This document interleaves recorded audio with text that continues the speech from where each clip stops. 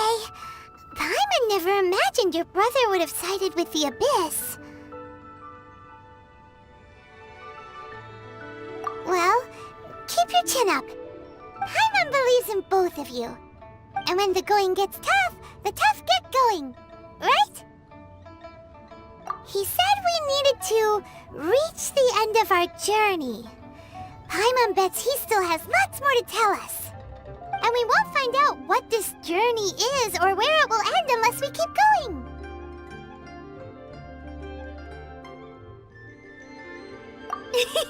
Then Paimon will be sure to keep up the good work. Although, where should we go next? If we want to continue with the journey... Oh, you mean the god that took your brother away in the first place? You're right. After all, everything that followed, all this confusion, it all started with her.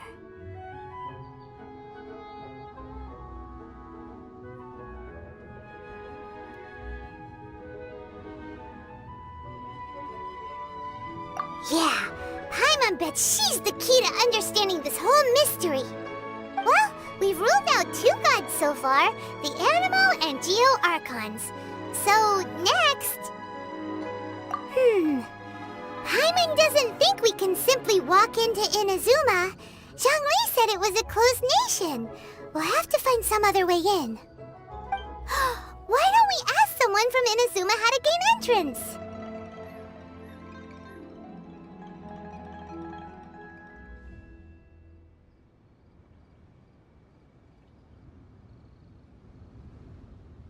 Oh, Paimon's thought of someone already! Atsuko in Liyue Harbor! She's from Inazuma! Let's see what she has to say!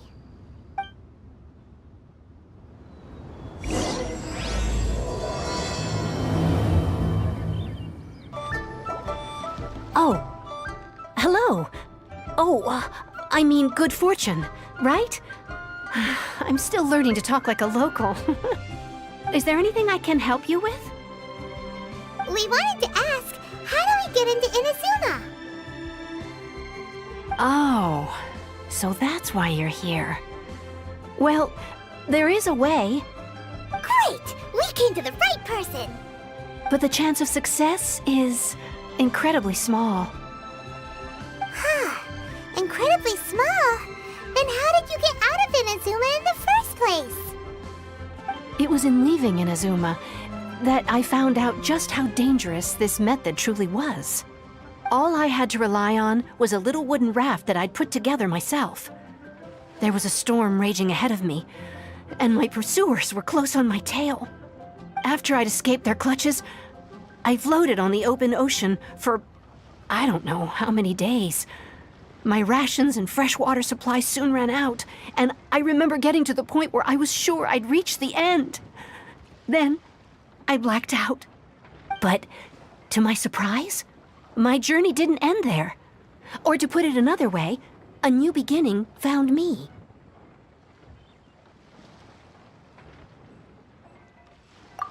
That's right. I escaped by the skin of my teeth.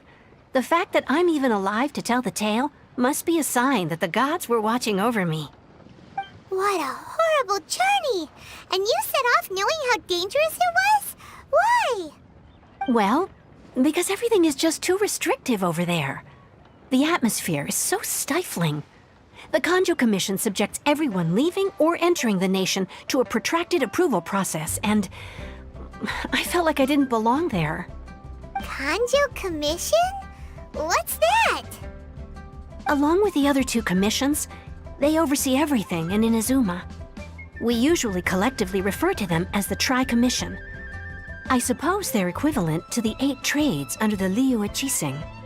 One of the obligations of the Kanjo Commission is to conduct rigorous identity checks on all individuals leaving or entering Inazuma. All non-nationals are processed centrally on Rito upon arrival. Meanwhile, the Tenryo Commission is responsible for implementing the recently promulgated Vision Hunt Decree.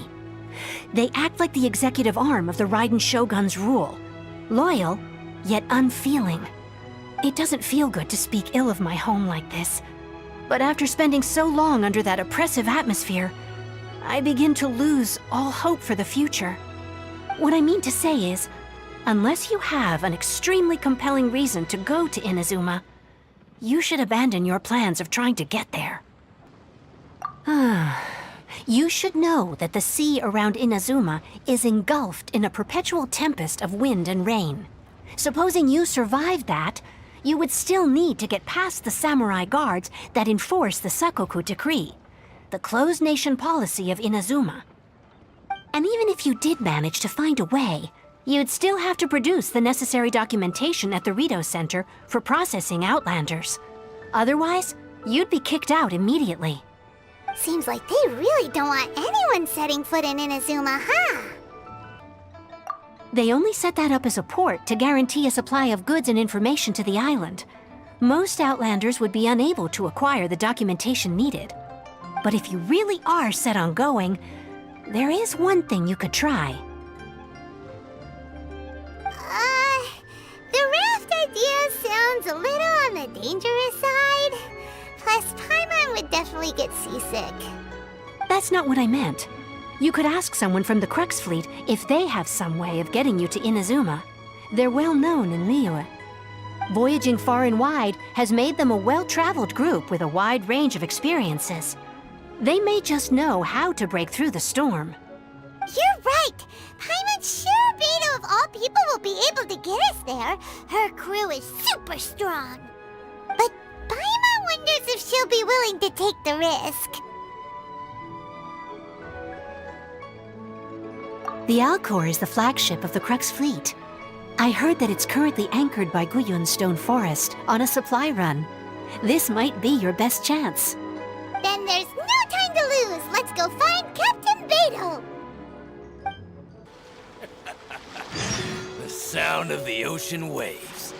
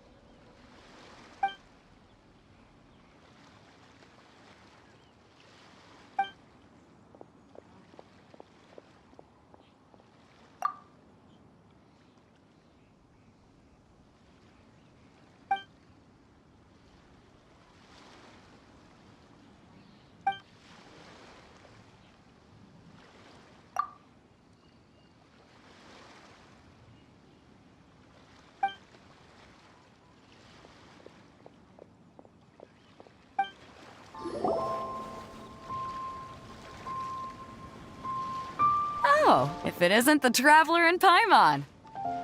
I knew you guys would come. Paimon? What a fascinating being. You two give off not only the essence of wind and earth, but also of... yes, the stars. Huh? The fragrance of what now? That's the weirdest compliment Paimon's ever heard. Pay it no heed. I mean only to say I am certain that it is by fate, not chance alone, that we should meet. And that gives our encounter meaning.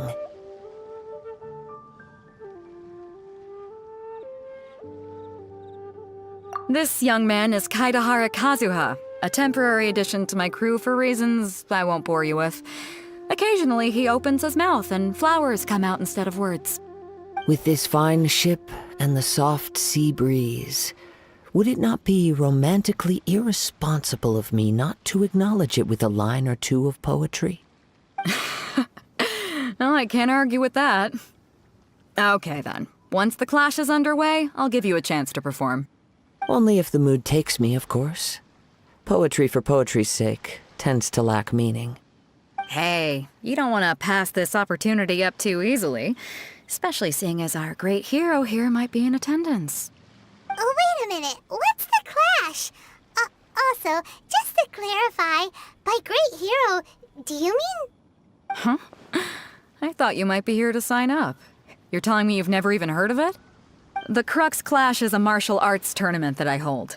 There'll be a whole bunch of folks taking part to showcase their talents. There are 2 important rules. 1, competitors must be renowned fighters. We want those with real martial arts ability, not just people taking part for the fun of it. So, you've got nothing to worry about there. I don't think there's anyone out there who hasn't heard of you. 2, you can't take part if you've got a vision. Otherwise, things get a little one-sided. You must be feeling confident, but you might want to watch out. There are a few crouching tigers and hidden dragons lurking around in Liyue. And with Liyue's savior taking part in the tournament, now that's gonna turn a few heads. I think we can expect a healthy turnout this time. But we didn't come here to take part in a martial arts tournament. Well, before you dismiss the idea completely, you might be interested to hear that the prize this time round is particularly sought after. Get this. It's a masterless vision. Supplied by myself, as a matter of fact. If the tournament champion can reawaken that vision, it belongs to them. Is there really such thing as a masterless vision? When a vision bearer dies, the light in their vision will fade away. But the shell that housed that light remains. As for whether this shell has any practical application, well, this remains to be seen. But my intuition tells me that while it remains in the world, it may just be possible for someone else to inherit it. Yep. And the way I see it, a vision is a badge of recognition from the gods. So if anyone's able to rekindle it, it's gotta be an individual of exceptional strength and talent. Organizing the clash is my way of uncovering hidden talents. And hopefully this time, getting a vision to glow again. So if you don't have a vision, this is the perfect opportunity to get your hands on one of your very own. Yeah, we're interested in getting to Inazuma, not fighting in some tournament. Inazuma? You want to go there? Well, why didn't you say so? Inazuma? No sweat. In that case, if you win the tournament, I'll give you a choice. Masterless Vision, or a ticket to Inazuma aboard the Alcor. Up to you. You just want her to take part in your tournament! What's wrong with that? The more talent we have, the better the tournament will be. I couldn't let a competitor like you fall through the net. What are we gonna do? Looks like we pretty much have to do this tournament if we want to get to Inazuma, huh? Great. Then let's get you signed up. Head to the tournament arena in Guyun Stone Forest. Kazuha and I will be over soon. It seems like it will only be a matter of time before the answer is revealed.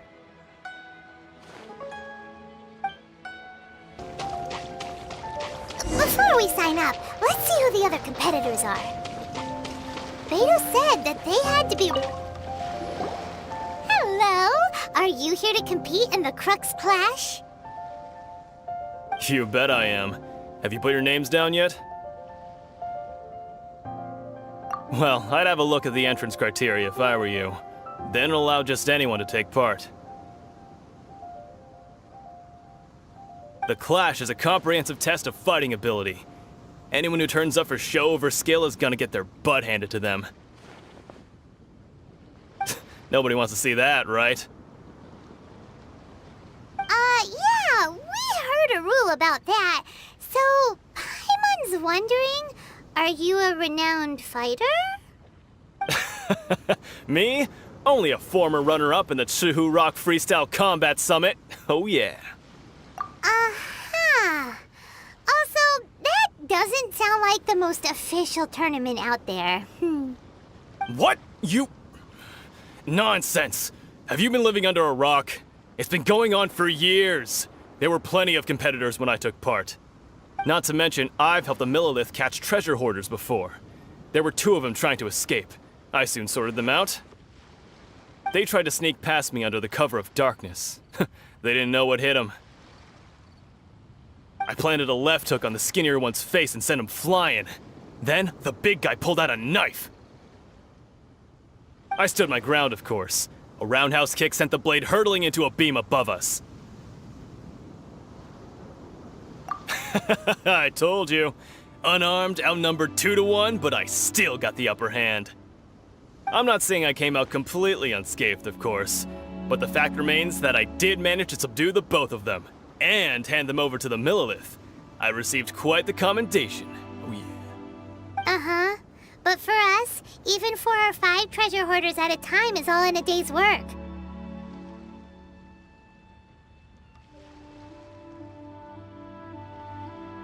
Alright, we're gonna keep looking around. I'll see you in the arena, but I don't plan on losing to a pair of children anytime soon. Hi there, are you here for the Crux Clash too? That's right. Nothing beats real-life combat for honing your skills. That's what our master taught us. But this tournament is more than just a chance to put training into practice. It's also a chance for us to obtain the masterless vision. Exactly. With a vision, we'd quickly become our master's top students. This master of yours must be pretty incredible, huh? Are they someone famous? Famous? He's the founder of the Lingshan clan. And his skill... You probably wouldn't have heard of it. It was founded quite recently. The clan is nowhere near as famous as the master himself, anyway. He's got to be a grand master or something. He's created many different styles of kung fu, and countless other clans have borrowed extensively from him. To the Lingshan clan, he teaches a special technique known as force dispersal. Force dispersal? It's a type of breathing exercise where you can train yourself to harness the energy around you and neutralize attacks without moving an inch. For example, our master can use it to alter the path of an attacking fist, or change the direction of an incoming stone, all without breaking a sweat. One time, he sent a challenger flying into the air without lifting a finger.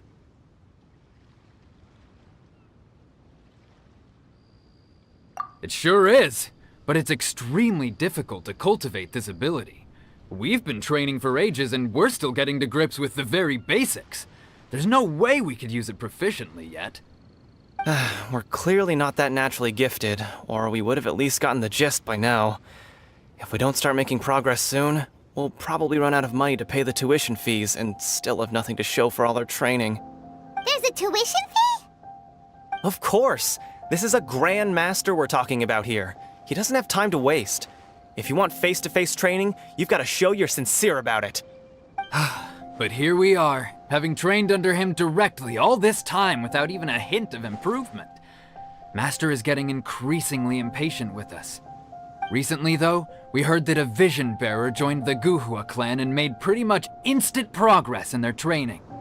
So, if we can get our hands on a vision too, maybe we can finally make our master proud.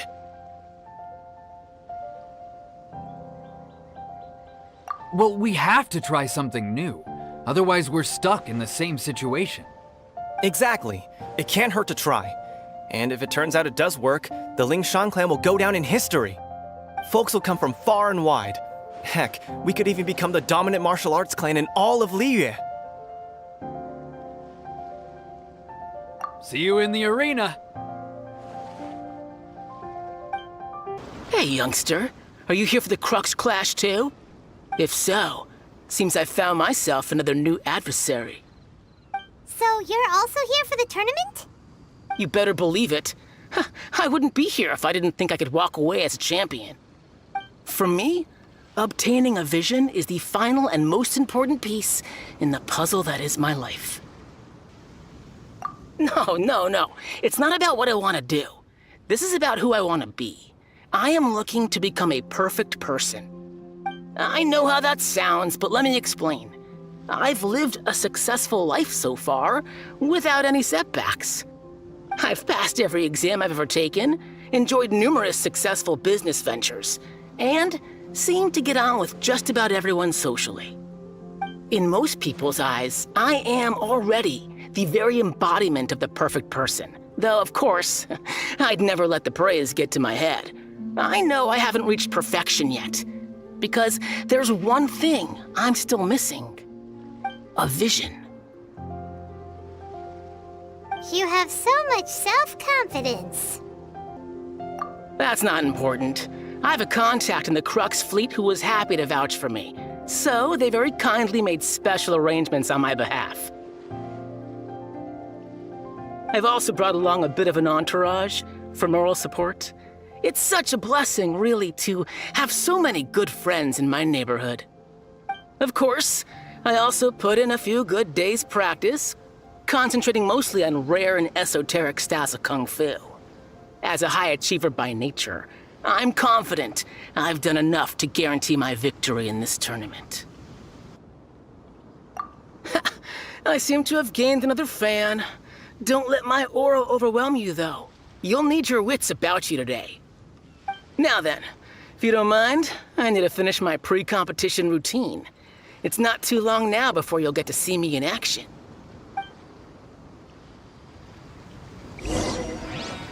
So, to recap, we're up against an inflated ego, some gullible guys paying way too much for their kung fu classes, and another guy who's just really average. Seems like you've got a pretty good chance of winning this thing. Come on, let's go sign up. Chinksa Village Arm Wrestling Champion, huh? All right, you're signed up. Next, please. What's your name? Wait, aren't you? Did I hear that right? Is it really them? Huh? Aren't they a vision bearer, though? Why are they trying to enter the clash? I have to ask, aren't you the traveler that helped Liyue fight off that ancient god? It's really her! The one that spoke with Lady Kuching at the rite of parting. Oh, I wonder if I can get her autograph later. I trust you are aware that only those without visions can enter the tournament? Really? But from what I've heard, the things you're capable of in combat are nothing short of extraordinary. You walk into the most dangerous situations imaginable, face off against all sorts of monsters, even the Fatui, and always come out on top. Yep, she still doesn't have a vision, though. See for yourself. My apologies. I didn't mean to be rude. I'm sure a great hero like yourself would have no reason to lie. Now, could I ask you to provide a few claims to fame? It's just a formality for you, of course, but I have to make a record of competitors' achievements as part of the sign-up process. So far, I've got defeated the ancient god Osail, so that's one. Do you have any others? Yeah! Also, don't forget to mention that the previous battles include, but are not limited to, Storm Terror, Dvalin, and Fatui Harbinger Child. Whoa... Might as well declare her the champion already. I wonder if it's too late to withdraw. Okay, that's plenty. Actually, this is the most dazzling track record I've ever seen. By a long shot. Right, your registration is complete. Now, a brief word about the prize. A great hero such as yourself can surely only be here for one thing.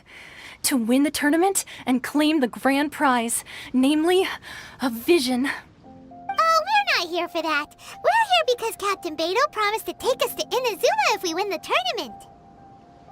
There's another prize, too? Oh, first I've heard of it.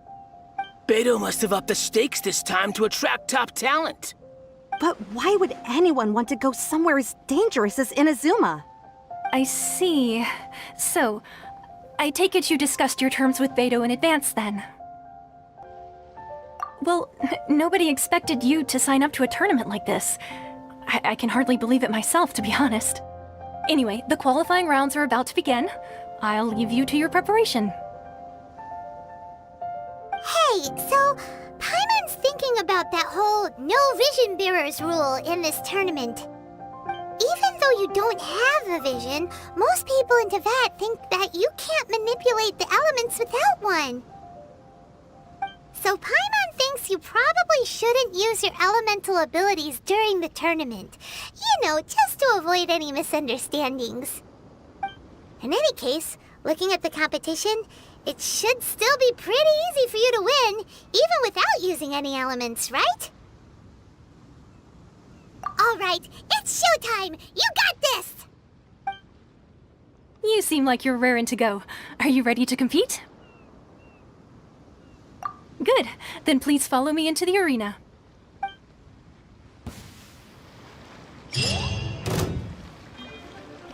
Our next competitor is seen by many as the favorite to win this tournament. Her first bout begins now! You? You're the hero they're talking about? What a strange guy. Why was he so confident to begin with? Well, now that we've won, let's go and see Beidou. She'll probably have something to say to us. I knew I wouldn't regret introducing you as the favorite. So, what do you think, Kazuha?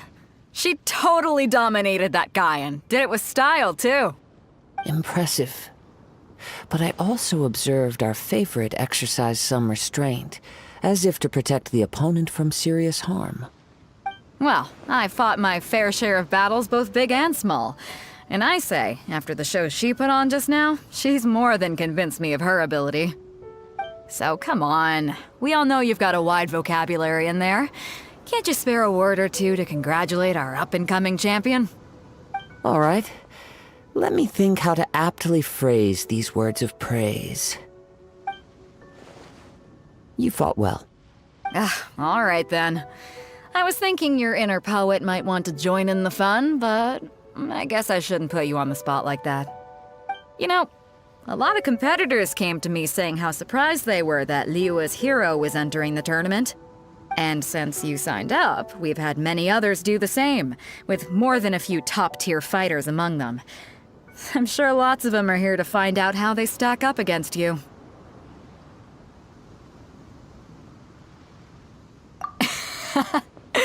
Well, since everyone sees you as the one to beat, I figure I should start treating you that way too.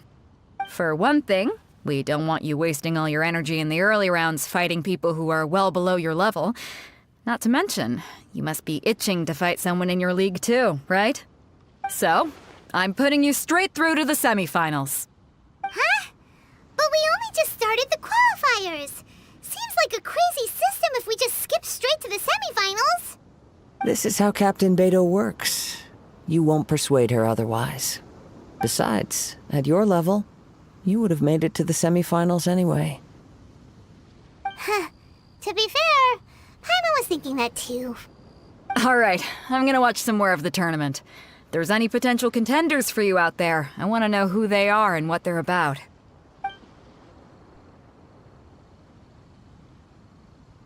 We're finally here, folks. The real show is about to begin. The captain seems to have high hopes for this tournament. I have not seen her so excited in quite some time. Your opponent has fought many rounds to get to the semifinals. This makes him a seasoned warrior. You may well be stronger than him, but this should not give you cause to lower your guard. Very well. Show me that you are ready to push through the storm that lies ahead. Alright, that's enough chit-chat for now. The audience is waiting. Go find the crew member that signed you up. She'll take you into the arena. Your opponent in the semifinals is new to the Crux Clash, but he has quickly become the dark horse of the tournament. I do not doubt your abilities, but I would suggest that you make sure you are fully prepared before you begin. Relax. My girl's at the top of her game. She ain't gonna lose. Okay, follow me. What you got? At last, the moment we've all been waiting for. The semifinals have begun. Who's it gonna be this time? The hero or the dark horse? I don't care about the prize. You're a strong opponent. That's what I'm here for.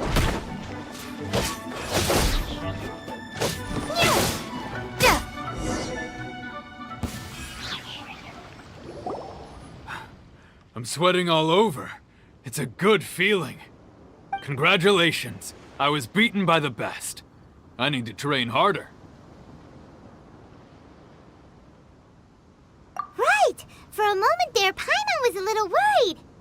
If you had a vision, you'd definitely be one of the strongest around. I wanted a vision once, when I was a kid. People said that if you're strong enough, you'll have your chance to get one. But mine never came. I lost interest eventually. You can't depend on a vision like you can your own body.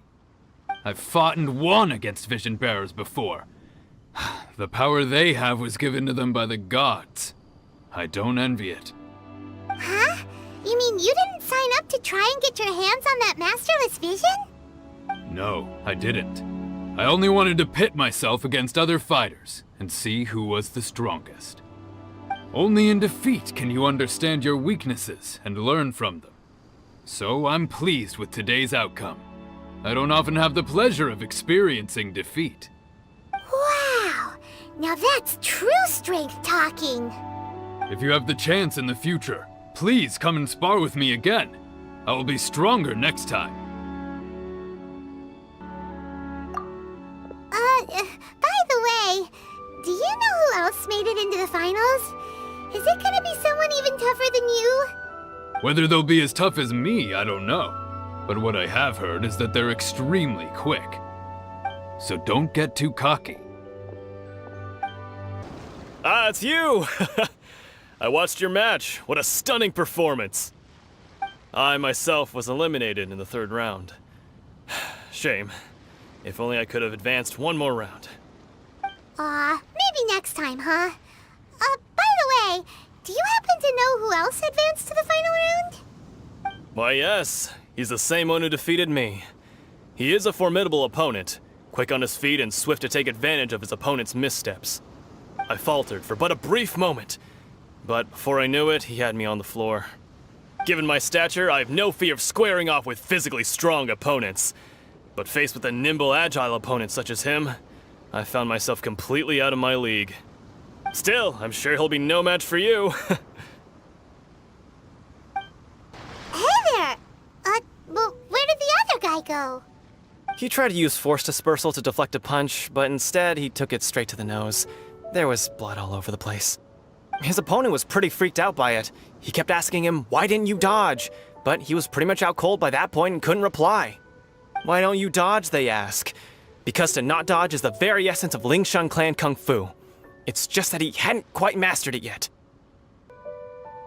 Don't even get me started. I spent all my energy helping him get from here to the boat to take him back to the harbor. But by the time I got back, my scheduled match time had already passed and I had to forfeit. I don't dare tell my master about this, otherwise I'd never hear the end of it. Sorry, I shouldn't be complaining in front of you like this. I'm afraid I'm still a bit out of sorts at the moment, so I probably won't be able to help you with whatever you were here to ask me about. Oh, alright then. Hope your buddy makes a swift recovery. Hang in there. Thanks, I'll do my best. We still haven't got any useful information yet. Maybe we can go talk to Beidou. Surely she's... You gave an outstanding performance. Truly commendable. I could sense that you're not familiar with bouts of this kind, and it could have cost you the match. But you were quick to adapt, and managed to claim victory over your opponent. That is a most invaluable skill. In fact, I discerned this not from what I saw, but what I heard. The ground beneath your feet, and the pattern of your breathing. But it is nothing remarkable, for I discerned nothing more than Captain Beidou did. He's right. But in my case, I was purely relying on previous experience. I guess not using your elemental powers must be quite new for you, huh?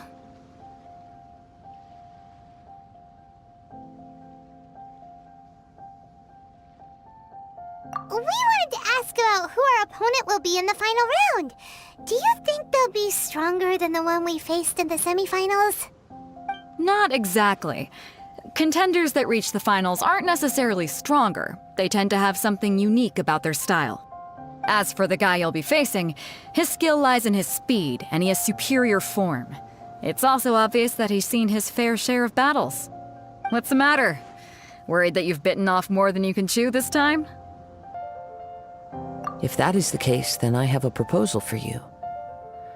Let's go somewhere a little quieter, shall we?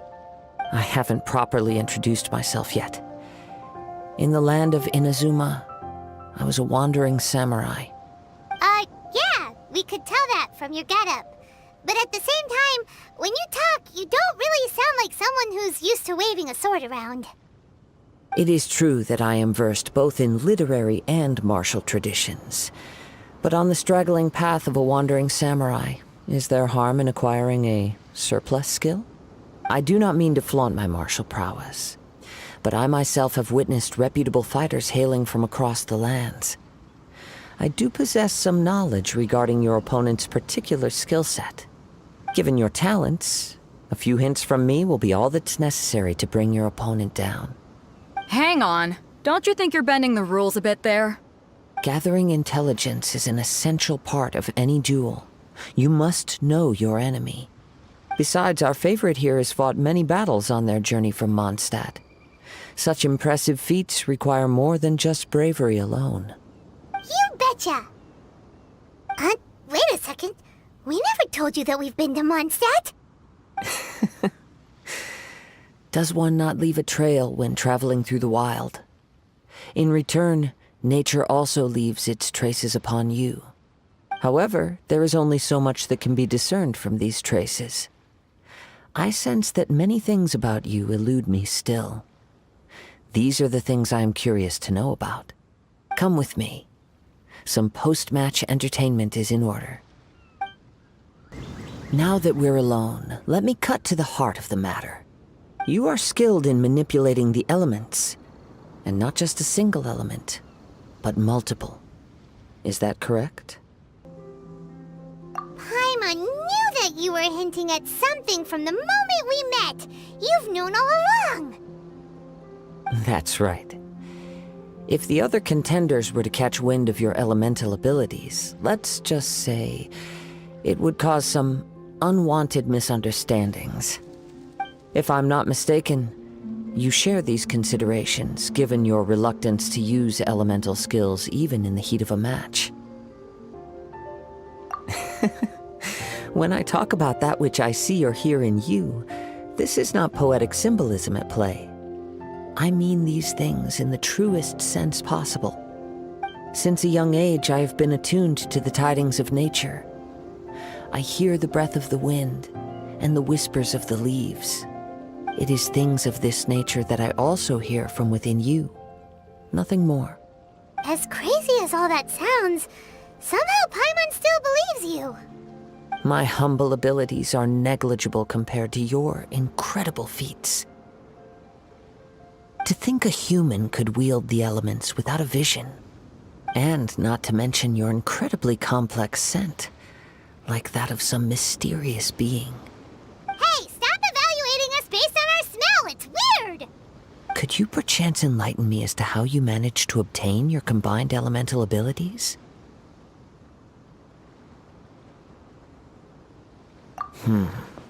Extraordinary. So then, might I be so bold as to inquire how exactly it is that you learned to channel elemental energy and even wield it in combat? It's nothing really. Paimon just told her whatever came to mind. It's been a long journey, and many things have happened along the way. Somehow, she just naturally learned to use the elements through it all.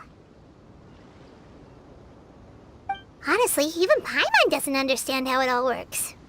Perhaps such unfathomable things are the essence of the gods and the visions they grant. However, I still wish to have the honor of seeing how you wield the elements. Perhaps it may yet reveal something to me. Of course, I too shall share with you all that I've learned. That will make it a fair exchange. Now then, let's test your skills, shall we?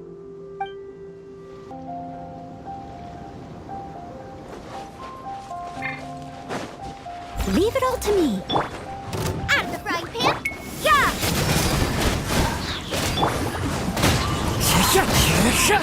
One with nature. You can't run! Yeah! Yeah!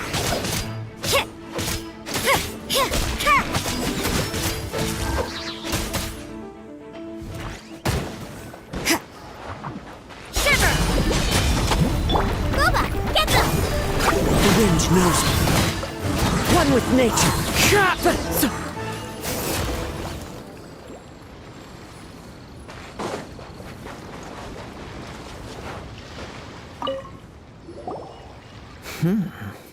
Your skills in battle are truly beyond reproach.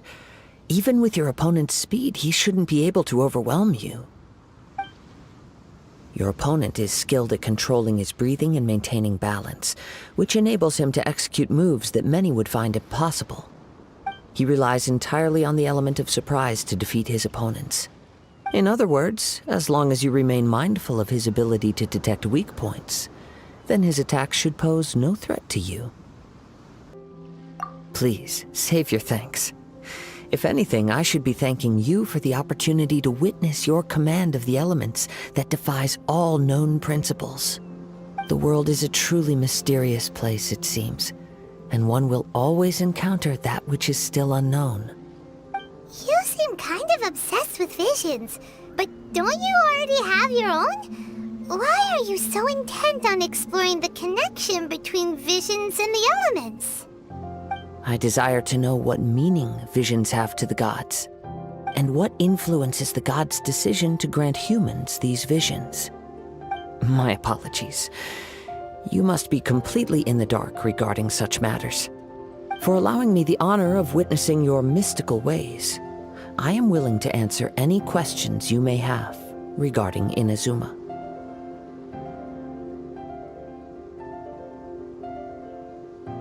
So that's what you're curious about? Then allow me to tell you more. As you well know, a vision hunt decree is currently underway in Inazuma. Visions are a gift bestowed by the divine. People that have accepted this gift are now having their visions confiscated inexplicably. Sometimes in circumstances that leave their original recipients dead. In the outset, supposing each of the 7 archons had their criteria for granting visions to living beings, then does the current Electro-Archon now doubt these criteria, or even the act in and of itself?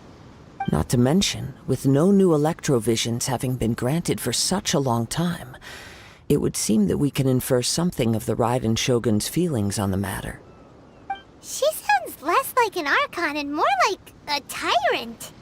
As far as I know, she is an Archon that pursues eternity.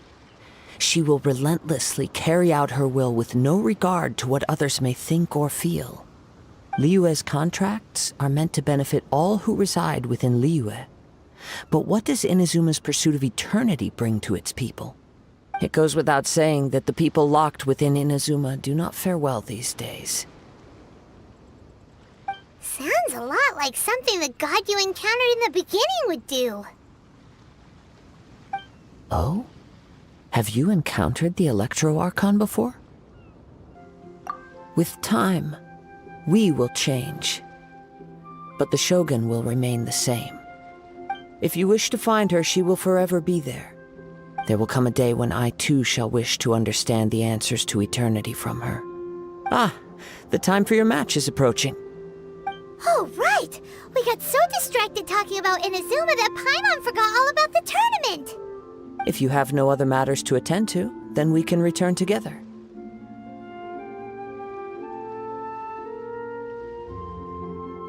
Very well. Let's go. I wish to see who will obtain the vision. Why isn't he here yet? Never mind. We can start by making your entrance first. Everyone, listen up! Your attention, please! We've reached the climax of the Crux Clash! This is the final match!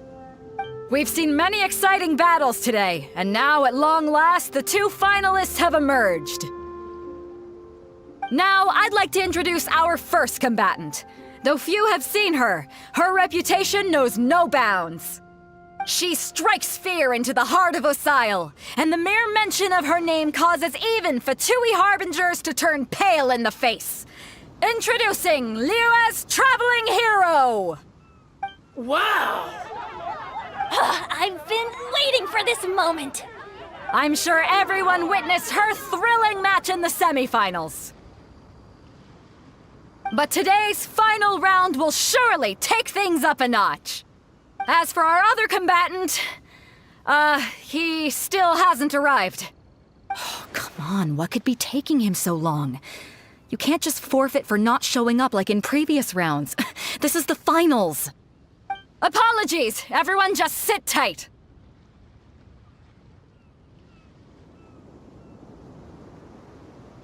We've got no other choice. If he doesn't show up, we'll just have to postpone the match. Wait a moment. Something doesn't seem right about this. Captain Beidou, perhaps we should check on the prize. Traveler, come with us.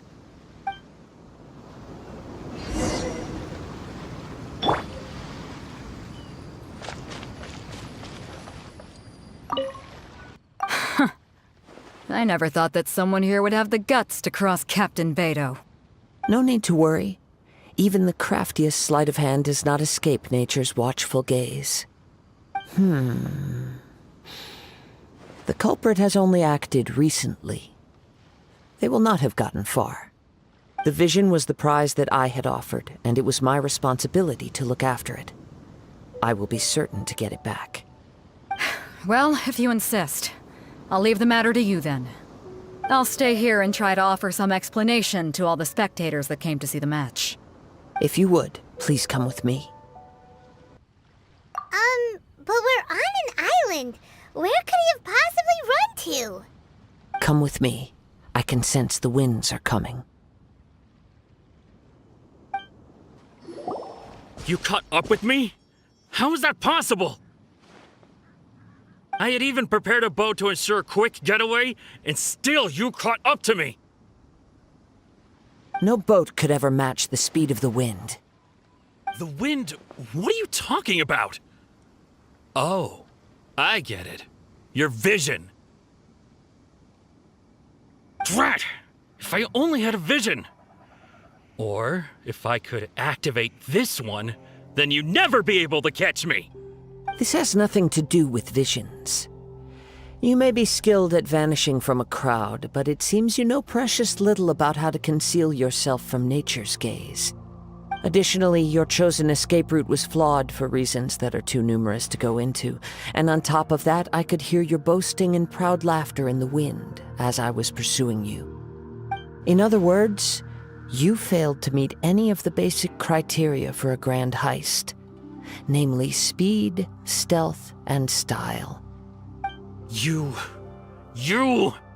But most disappointing of all is the state of the vision in your hand. It appears that the vision doesn't respond to human desire indiscriminately. Fine! I admit it. I've had my eyes on this vision for quite some time now. I decided to register after hearing that this fighting contest was full of a bunch of lousy fighters. I fought my way to the finals and...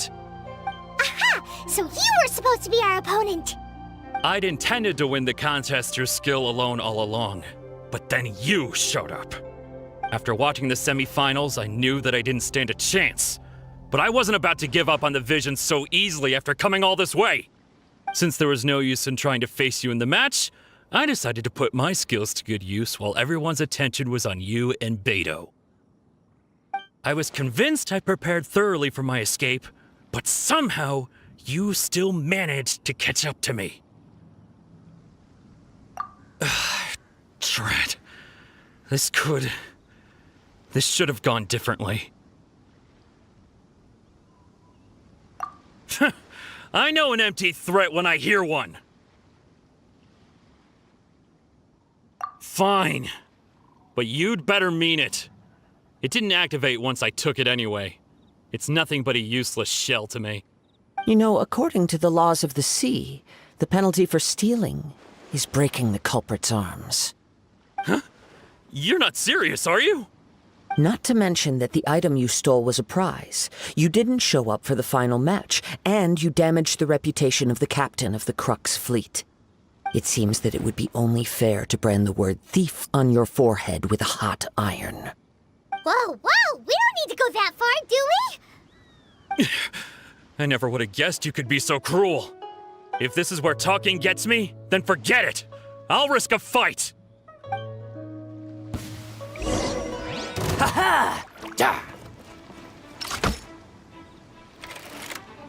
Leave it all to me. Just you watch! Thoma, get them! Punishment!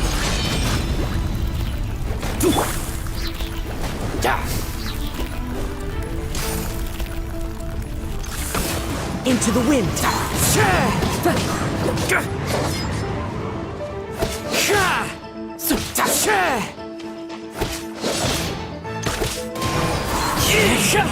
Wind strike!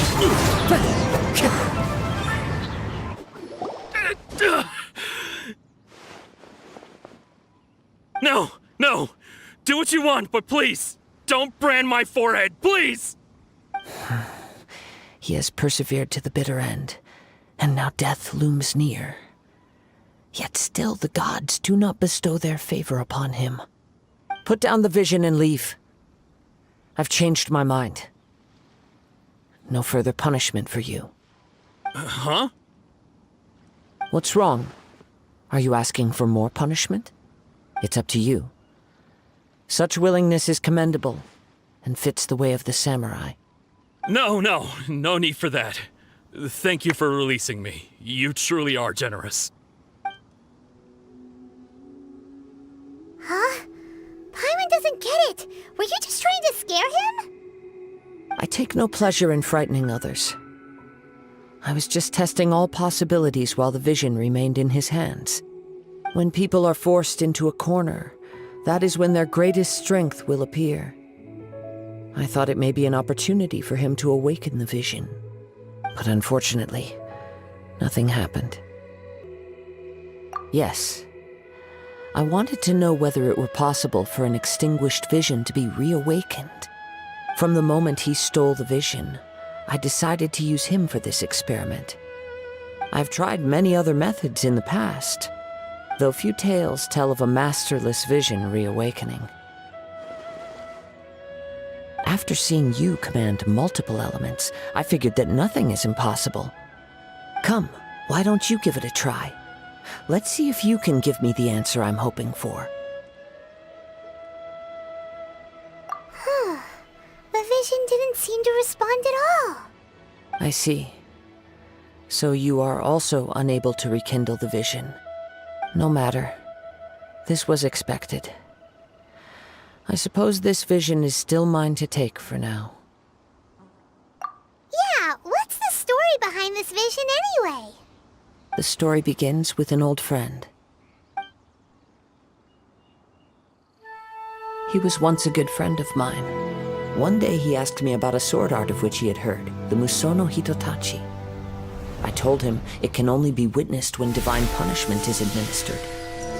It is the pinnacle of the Raiden Shogun's skill, a symbol of ultimate power. But he replied, there must be one who can withstand it. There will always be those who dare to brave the lightning's glow. Then, the Vision Hunt decree arrived. People's aspirations were stripped away as the Raiden Shogun began to construct her ideal of eternity. While I was fleeing from place to place, I heard that my friend had challenged the Vision Hunters to a duel before the throne. A solemn yet brutal challenge. The defeated face divine punishment, while the victors gain a second chance. Perhaps he thought he of all people should make a stand. Coming face to face with the Musono Hitotachi was all that he truly desired, after all. When I arrived at Tenshukaku, the duel was over. I heard his sentence of divine punishment, his severed blade hitting the ground. Perhaps that was the glory he had yearned to witness. In his last moments, what expression was on his face? Before I knew it, I had stepped forward and snatched the dying vision and was running from the scene. All I knew was that I mustn't let his hope, which burned so brightly, become buried among the ice-cold statue of a god. Perhaps one day, I may come to find that all I have done is meaningless. But as a wandering samurai, I find meaning in traveling and the sprawling beauty of nature that lies along the way, while still retaining the warrior way in my heart. Kazuha. It's just another way of saying I do as I please. All right then, it's time we returned. Do not let my feelings trouble you. But thank you. Huh? Did Beidou leave already? Maybe she went back to her ship. If you're looking for the captain, she was summoned by Lady Ningguang. It seems that the Crux clash got out of hand this time and has attracted her attention. Captain Beidou was muttering something about Ningguang being a stick in the mud as she headed off to Liyue Harbor. It's not unusual for those two to be at odds with one another. But still, Captain Beidou was disappointed she didn't get to witness the crowning of the new champion.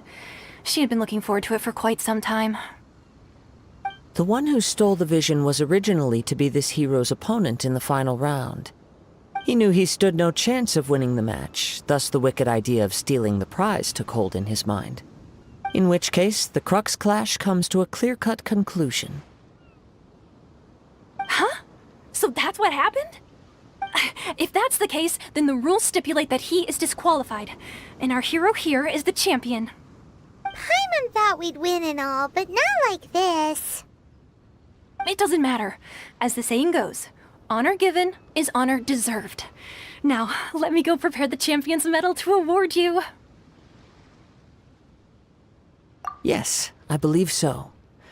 Though Captain Beidou is no longer present here, I'll be sure she receives word of it. She is a woman of her word. But the voyage to Inazuma is a treacherous one. You will be plagued by a perpetual tempest the entire trip. In fact, the relentless rain and wind are also an embodiment of the Raiden Shogun's will to close the nation. Hold on a second. You're saying she can change the weather just with the power of her mind? Let us not forget that this is one of the 7 Archons. If Liyue's Morax could form Guyun's stone forest by casting down his stone spears, then it should come as no great surprise that the Raiden Shogun is capable of summoning an eternal tempest. Suffice it to say that if you wish to journey to Inazuma, the Alcor will need some time. You will be notified once all the preparations have been made. In the meantime, I intend to embark on a journey of my own. I will travel all across the vast lands of Liyue in the hope of finding a way to reawaken the vision. Paimon believes you'll find a way for sure. Thank you. May both our journeys prove meaningful. One final word of warning. The part of your journey that lies after the storm may well prove to be the most arduous. Ad Astra Abyssosk. What can I do for you, traveler?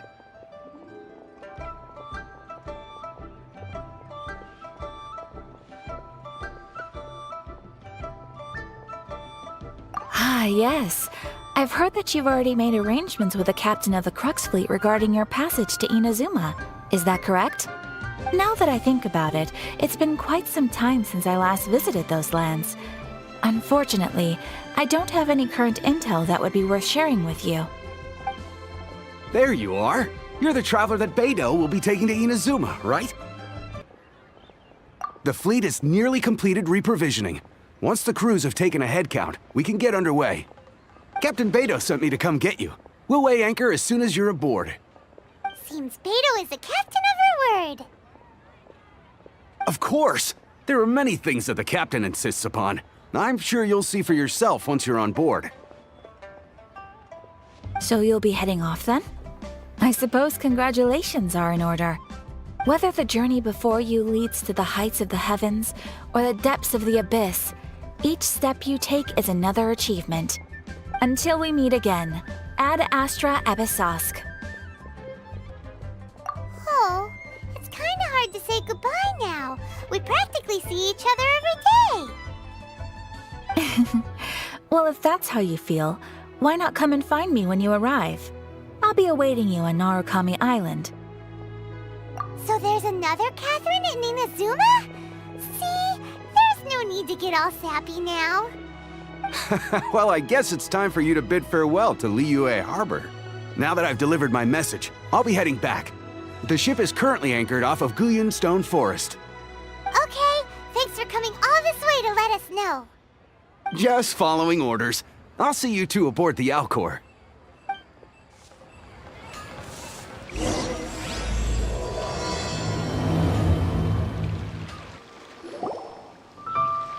Ah, you finally made it.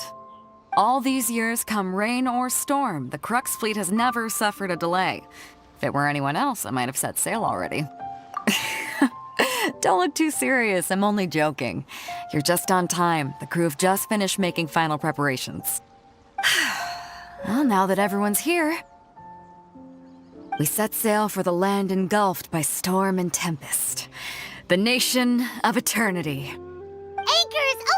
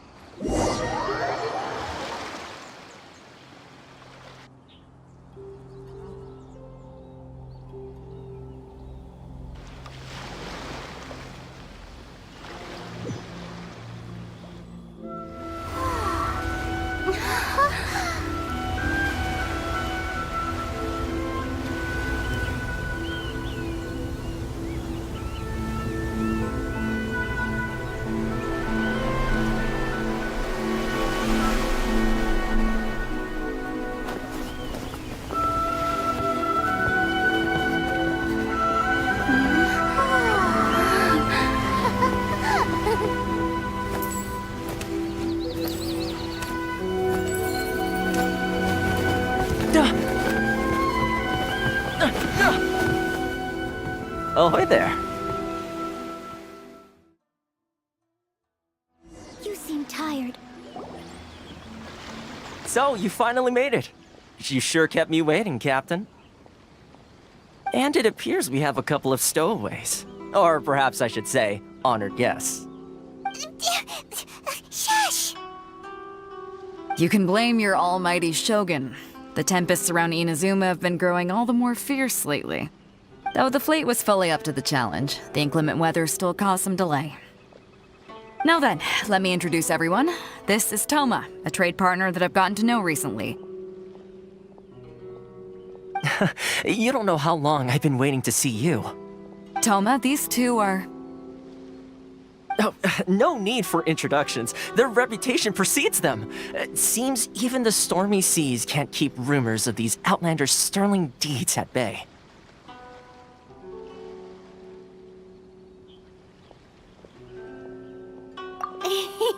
Oh, it's sure nice to hear you say that. With any luck, it'll give you a head start here. Thoma's resided on Rito for quite some time now. It wouldn't be going too far to say he's the fixer around these parts. If you run into any problems here, just talk to Thoma.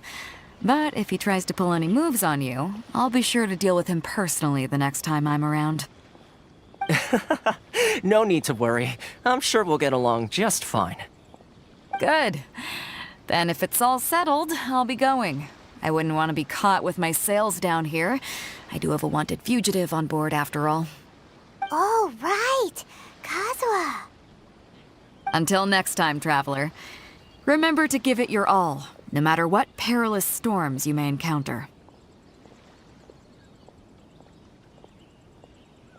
Fair seas, Captain Beidou. Bye-bye!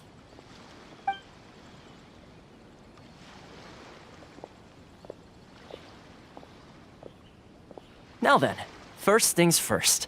We need to go get you registered at the border checkpoint. Paimon thought we were supposed to be keeping things on the down low. Are we just gonna walk into the government's hands? Don't underestimate the reaches of the Sakoku Decree. You wouldn't be able to avoid inspection even if you tried. So we have to play by the rules, even if we're kind of bending them.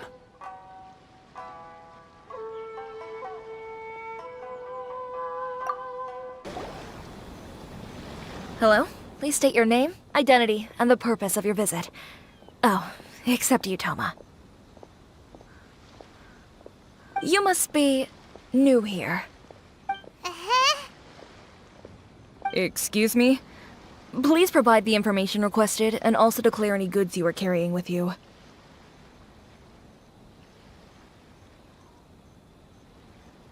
Currently, only members of the International Trade Association are authorized to engage in the import and export of goods. Do you have your trader's permits?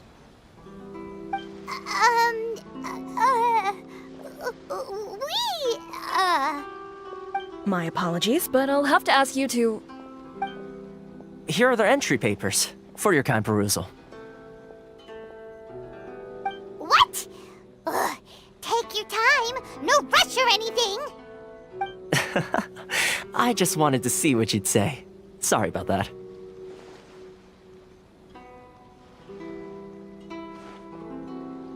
I see. Okay. Your papers are all in order. Welcome to Rito.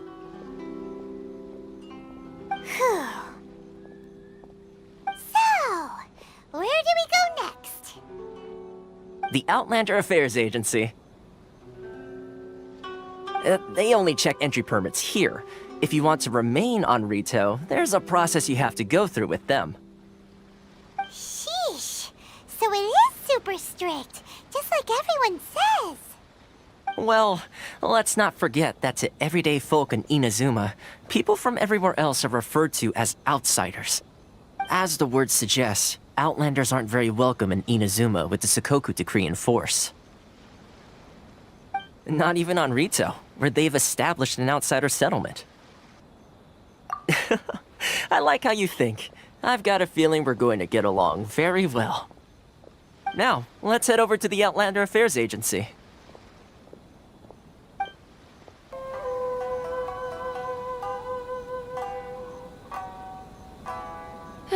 You've completed the entry procedures, yes? And now you want to apply for residency? Both of you? Yes, please. Okay, the processing fee will be 2 million mora. 2 million? For a processing fee? Are you serious? That's right. 1 million per applicant, which makes 2 million total. Don't worry, you can trust my math. Paimon wasn't so much questioning your math as... Ma'am, these two here are good friends of mine. I think you'll find I'm one face you recognize. Ah, Mr. Thoma, it's you.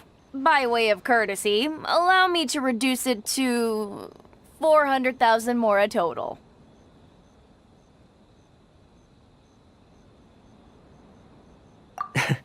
Thank you ever so much, Miss Eureka. But as this is just a processing fee, I think 600 mora should cover it if I'm paying on their behalf. I'll treat you to dinner too. How does that sound? That's not how you haggle! By all means, bargain the price down, but... All right then, as you wish, Mr. Thoma. I will make a record. Much obliged.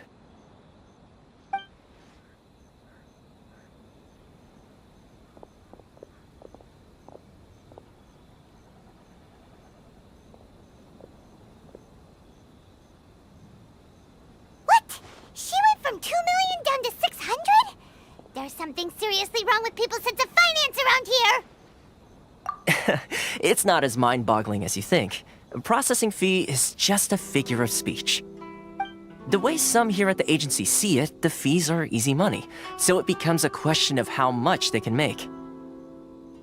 So when the day comes that some poor merchant from overseas with more money than sense gets stuck here and needs to apply for residency... Then they'll milk them for all they're worth! Exactly. It's at times like this that having a local friend really comes in handy. Yes, but when you're an outlander in Inazuma, far from home in this closed nation era, there's very little that can be done about it. The most that overseas merchants can do to look after themselves is stick together. That's how the International Trade Association came about. So it's a trade association built by and for Outlanders? Yep. And as well as advancing commercial interests, the association provides help, support, and structure for Outlanders trying to survive on Rito. Essentially, it's an association devoted to both commercial excellence and survival skills. Sounds like just staying alive is an achievement when you're an Outlander in Inazuma. I see. So this is the real purpose of your trip. Yes, given that you are Outlanders, it's certainly a lofty aspiration. After all, the Raiden Shogun is the most exalted and revered one in all of Inazuma. She is a deity who reigns on high, while all other life gazes up in awe. Huh. I was going to say nothing is set in stone when it comes to who you will encounter in this world. Who's to say you won't happen to run into the Raiden Shogun one day after lunch? Uh-huh. And is that likely? Okay, I'll give it to you straight. I know of a way to introduce you to the Raiden Shogun. Really? Wow! The Rito Fixer is better connected than we thought! I mean, it will take all the resources I have at my disposal, but it could be done. However, before we get there, connections come at a high price, you understand? Not you too! No. In this instance, when I say price, I'm not talking about Mora. In fact, there's no real cost as such. It's just that if this is something you really want, you'll have to agree to help other people solve some of their problems first. I like to do things in a way that keeps everybody happy. It's my own personal rule for dealing with situations like this. Sounds very reasonable to Paimon. You're the man in the middle, so you have to trade favors to keep everyone indebted to you. Why do I get the feeling you're making me out to be some sort of crook? Never mind. Here's the situation. As I touched upon earlier, the members of the International Trade Association are constantly struggling to survive. Recently, things seem to have gotten more difficult than ever for them, so just go and check things out. See if there's any way you can help. The head of the association is called Carisio, and he's a good friend of mine. Go talk to him. I'll wait for you here. Huh? Hello there. You must be seeking refuge with the International Trade Association. The Outlander Affairs Agency took you for all you're worth, I suppose. Good. That's a relief. You need to be careful, or you'll find yourself losing your savings all at once. We heard the association has been having some difficulties lately. Is that true? Yes. Left, right, and center. Obstacles at every turn. But that's nothing new for us. The Sakoku decree certainly makes things difficult for anyone who wants to come here from overseas. But it's not the root cause of our woes. The Sakoku decree might restrict our scope of activity, but in and of itself, it doesn't stop us from being able to enjoy a comfortable existence. No. What's really squeezing us Outlander merchants dry is those Mora grubbers from the Kanjo Commission. Oh, of the 3 commissions, that's the one that oversees everything on Rito, isn't it? That's right. They impose astronomical tax rate, unbelievable regulations, and that's not the worst of it. They just issued a new tax decree recently that, for some reason, completely changes the way we pay our taxes. It used to be Mora, but now it's something called Crystal Marrow. Crystal Marrow? What's that? Something that most of us in the association had never heard of before either, until the new decree came along. Eventually, one of the older Liyue merchants recalled that he once shipped a batch of it to Snezhnaya in his youth. So, in order to pay our taxes, we began an arduous search for this crystal marrow. But then we found we'd only managed to create a bigger problem for ourselves. The rising demand for crystal marrow drove the price higher and higher. Now there's only one vendor who even has it in stock. We can't get a hold of it anywhere else. Isn't that what they call a monopoly? Exactly. So this vendor keeps pushing the price up, and we have no choice but to buy from them because the tax decree forces us to. It's a vicious cycle, the consequence of which is that our taxes will soon exceed our profits. And once that happens... We've tried communicating with the Commission directly, but this is a nation where the cries of a few struggling merchants will never be heard over the ever-present roar of thunder. Fontaine, my dear homeland. I miss you an awful lot at the moment. Sounds awful. They're really bleeding them dry. What do you think we should do? That vendor... I've actually done business with him in the past, but after a point he stopped contacting us. I have no idea where he sources the stuff. Well, it definitely sounds like he's being unfair. How do we find him? We could go talk to him and see if he lets anything slip. Hey, that's a pretty good idea. Since you're not affiliated with the association and you're new to Rito, he may just let his guard down. If I remember correctly, our usual meeting point with him is under a tree by the coast in the residential district. See if you can find him there. Got it! We're on the case! Huh? I don't think I recognize you. Are you new arrivals? So, what do you need with me? The sheer nerve. You don't go around asking questions like that. If I gave you my sources, I might as well hand you the whole darn business. Trade secret, got it? You know what trade and secret mean, right? This guy's got a bad attitude. Ha! Are you even buying? Oh, I see what's going on here. Kurisu and his associates sent you here to try and plead their case, didn't they? They're wasting their time. The price is non-negotiable. Not by a single Mora. Hey, what's your problem? Get out of here, go on. Tell them they're lucky to be buying from me in the first place, and they ought to be more grateful. If it weren't for me, they'd be in seriously hot water. What are we gonna do? There's no talking to this guy.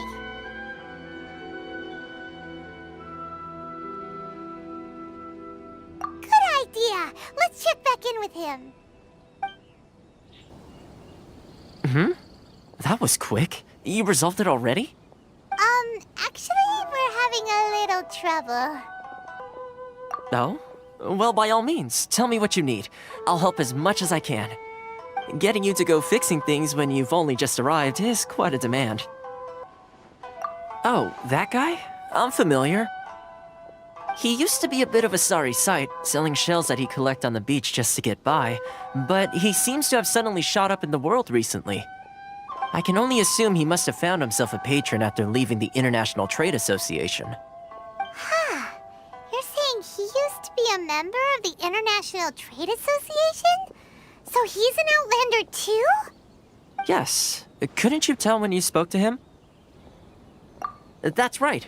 Werner was born in Mondstadt, then went into the shipping business, trading between Liyue and Inazuma. When Inazuma closed to the outside world, he was one of a group of Outlanders that ended up stranded on Rito. What a bummer! The International Trade Association was initially very generous to him, but over time, with decree after decree, the association members found it increasingly difficult to make ends meet. So he left the association and turned his back on them. I'm sure it's more nuanced than that. I believe even the most ungrateful and cold-hearted of people still have some amount of gratitude and warmth left in them somewhere. Really? Is that all you need to know? Well then, it sounds like you may have found a way in with him. What are you doing back here? Just because I got plenty of time on my hands doesn't mean I want to waste any of it talking to you. Huh? Where's this coming from? Mondstadt? You were talking about Mondstadt.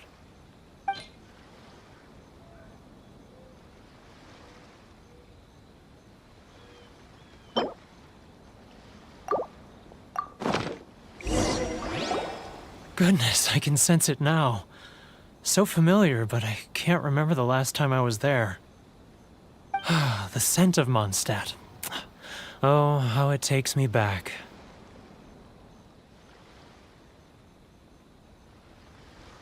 Ah, my hometown, the home of freedom. How I long to go back and visit. It's working! So, trying to play my heartstrings like a liar, are you? I know what you're up to. Huh? What is this? What are you up to now? Just close your eyes already!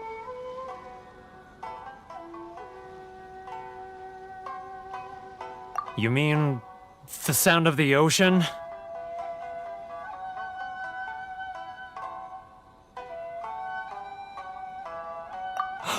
Liyue Harbor. I can see it so clearly. Oh, and the sound of the waves, the calls of the merchants.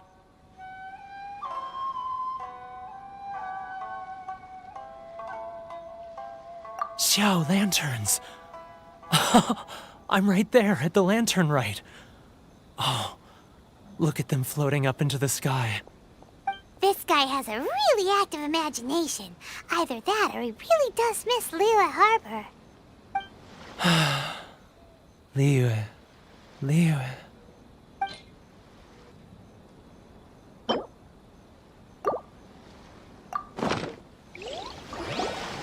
Wait. Stop. That's enough. Don't make me relive it anymore. My poor heart can't take it.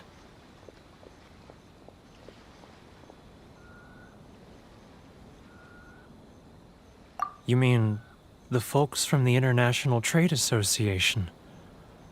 And I suppose they are far from home, just like me. Often, I'll sneak down to the shore at night and listen to the sound of the waves. I like to imagine it's the voice of my hometown, carried across the ocean. I've run into folks from the association more than a few times doing just that, but I always hide my face and slip away. Don't you think I've wanted to talk things through with them and free myself from this anguish? Well, no one's stopping you, so... They're so resilient. None of them had anyone else to rely on, so they rallied together, committed to finding a way to survive. But I couldn't do it. I'm not strong enough. So I caved. Those people, they'd make the smallest of promises, offer the most measly benefits, and I'd do whatever they asked of me. And make Mondstadters look like the worst people in the world. All right, I'll tell you the whole story. It's eating me up inside, and I can't take it anymore. You ready to talk now? But I betrayed them. I can't show my face there.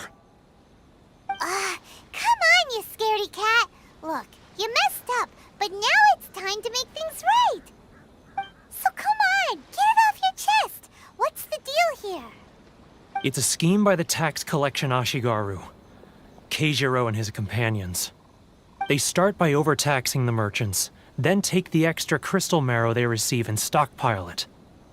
Once the merchants run out of places to buy crystal marrow, they get me to sell that extra stock back to the merchants at an extortionate price, with the proceeds going to the tax collection Ashigaru. It's plain evil gouging them like this. I'm their puppet, yes. But my cut is a tiny fraction of what we take in total. It's barely enough for me to live on. Evidence? You're right. Without conclusive evidence, he will never admit it. Now that I think about it, whenever I report back to him after a sale, he always heads to the same place. It's always made me suspicious. As it happens, I handed some Mora over to him not long ago, I can show you where he went if you want. Really? Well, then there's no time to lose. Let's go. Keijiro, it's him. After him.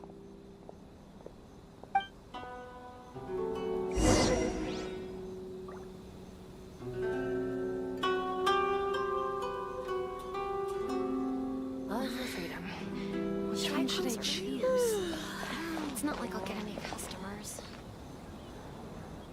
Enjoy the blessing of Lesser Lord Kusanali.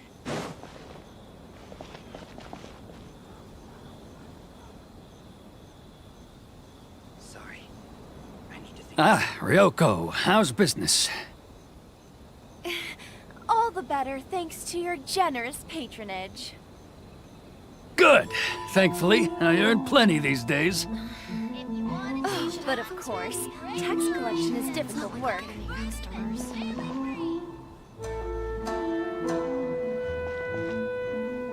Now, who else is behind on payments? Let me think. Yes, the Trade Association clique still needs to be brought into line.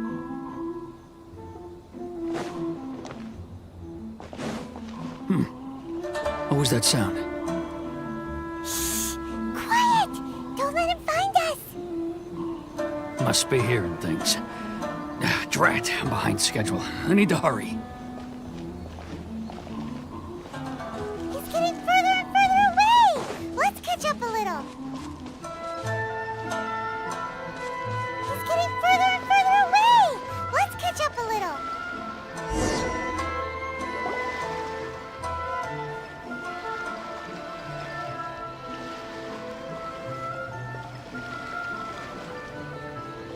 What could he be doing at a place like this? It looked like he buried something over there, didn't it? Why don't we take a look?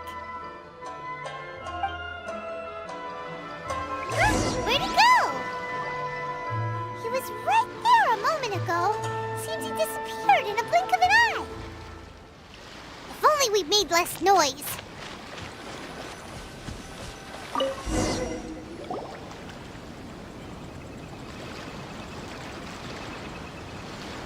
Whoa, it's a ledger.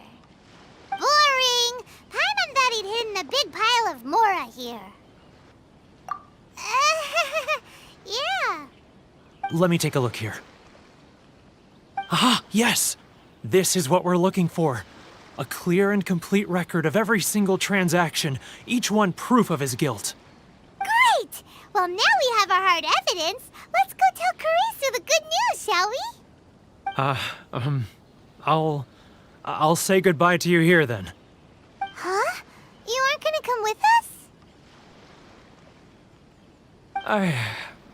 I need a little more time before I'm ready to face the head of the association. I'm sorry. Huh. Poor Werner's a pretty awkward guy, huh? But we really don't have anything left. If this keeps up, our sales will come in at a loss. There'll be nothing left for us to do but starve. You know the decree.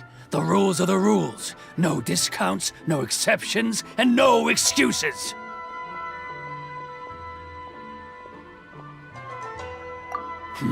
And who are you?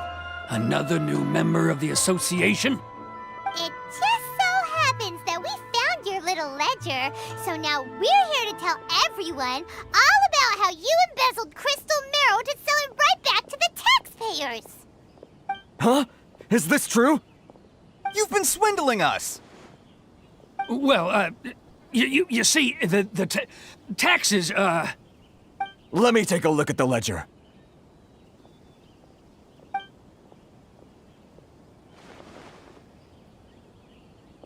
Well, would you look at that? Every payment the association has made is right here in your personal ledger. So, Mr. Keijiro, it seems you have some explaining to do. How shall we settle this, So you think you can use this against me, do you? It's quite obvious that I'm merely trying to earn a modest living for myself, like anyone else. Word has it that samurai and the commission place great importance on reputation and prestige. Though I'm sure Commission members won't blame you once word gets out. Huh? Is that a threat? Are you threatening me? No, not at all. I'm simply stating that it would be quite a pity if an illustrious gentleman such as yourself were to have their reputation tarnished. Well, even if what you say is true, what do you suggest we do about it? I believe you still have a quantity of crystal marrow in your possession, correct? Perhaps that crystal marrow could be used as compensation for the recent tax hike, and us merchants could finally have some more breathing room. Is that it? Oh, do you have any idea the hoops I had to jump through to get the crystal marrow and keep it hidden? Fine. In that case, I'll send it over to you today. And not even an ounce of shame for his actions. So that's it? My shop's been closed for weeks now. I've even had to ask my friends to help bail me out. What about my losses? Come on, Harrison. We've already struck a good deal here. I'm sick of being pushed around like this. I won't let him off so easily. Harrison! Hey, what's all this racket? Does someone dare question the decree? Ah, Chief, you've arrived. What was all the commotion I heard just now? Oh, we were just discussing a minor tax issue. I do my utmost to lend them a helping hand, but they're never grateful. A helping hand? The only thing you're doing is stuffing your greedy pockets with our hard-earned wealth. I assure you that Hirage Shinsuke will hear of this. Oh, and you dare to utter the Commissioner's name. You Outlanders have no respect for the rules. Seize the merchants! We will resolve this dispute back at headquarters. Uh-oh. This is going in a bad direction. Gentlemen, come now. Is there any need for this? If there's a dispute to resolve, let's get a drink and talk it over. Who are you supposed to be? And why in my right mind would I join you for a drink? Ha! You never heard of the Fixer? Here's my card. Huh. You're from the Yashiro Commission. Shh. Huh. Well, this is Kanjo Commission territory. However powerful the Yashiro Commission may be, you have no business meddling in Rito's affairs. Of course not. Still, perhaps you could show the young lady of our clan some courtesy. You wouldn't want your name showing up in a petition to the Shogun, would you? That fan, the Shirasagi Himegimi. I don't need any trouble with her. Okay, let's forget all this. It'll give us one less thing to worry about. But, Chief! Enough! We're leaving! Let's get dinner one day soon, gentlemen. My treat, I insist. No response, huh? I suppose that bridge is well and truly burned then.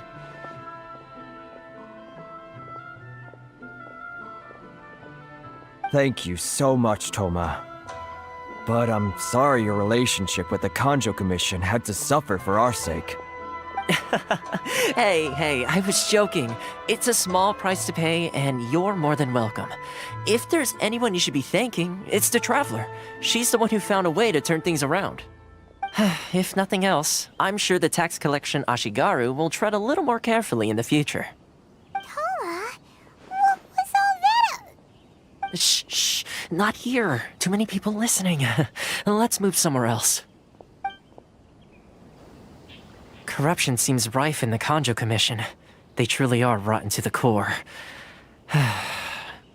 All right, time for me to answer your questions. What would you like to know?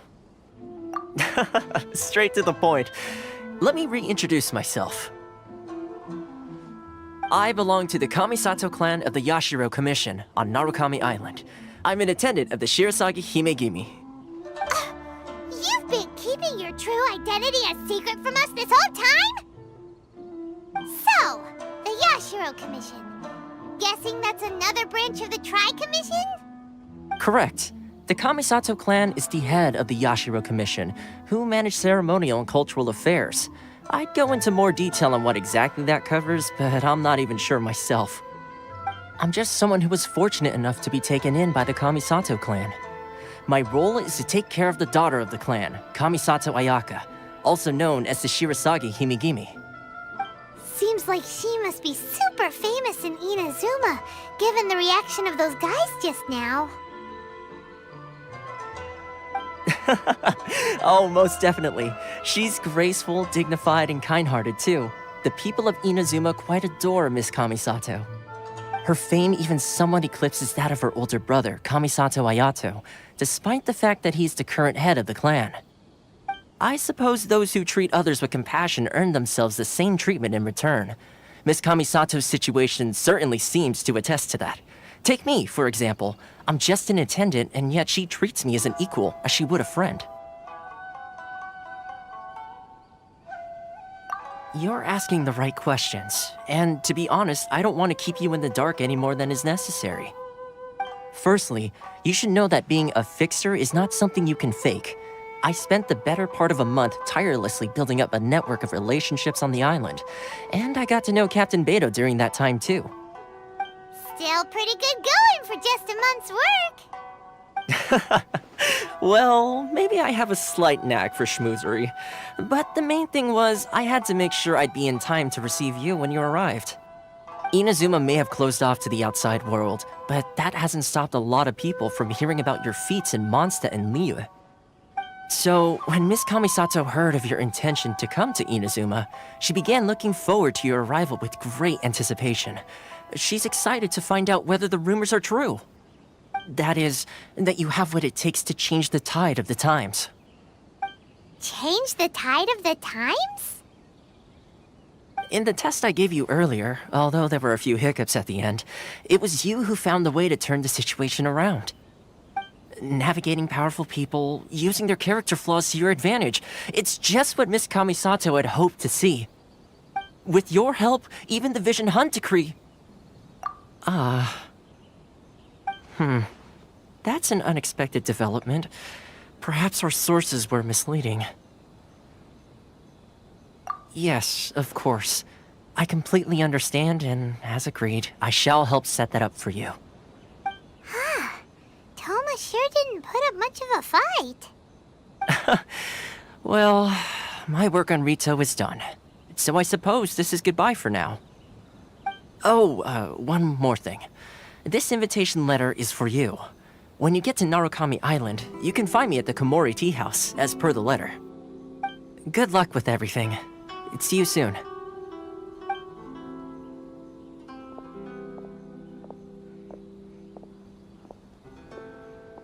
Thoma's not such a bad guy, huh? We should get going. Huh? What's up? Oh, right! Paimon forgot all about that! Wait, so did Thoma forget that too? Oh, darn it! No wonder he was so matter-of-fact about the whole thing! As soon as we get off Ritu, Paimon's going straight to Komori Tea House to settle the score! Well, guess we should give it a try.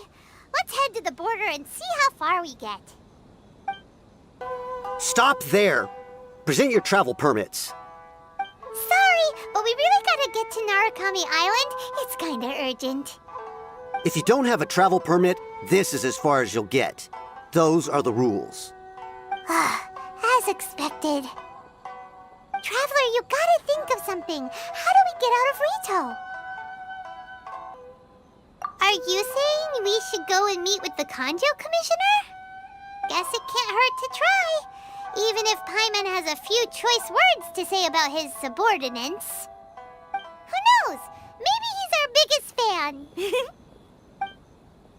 Halt! This is the Kanjo Commissioner's office. No trespassers. We're here to see,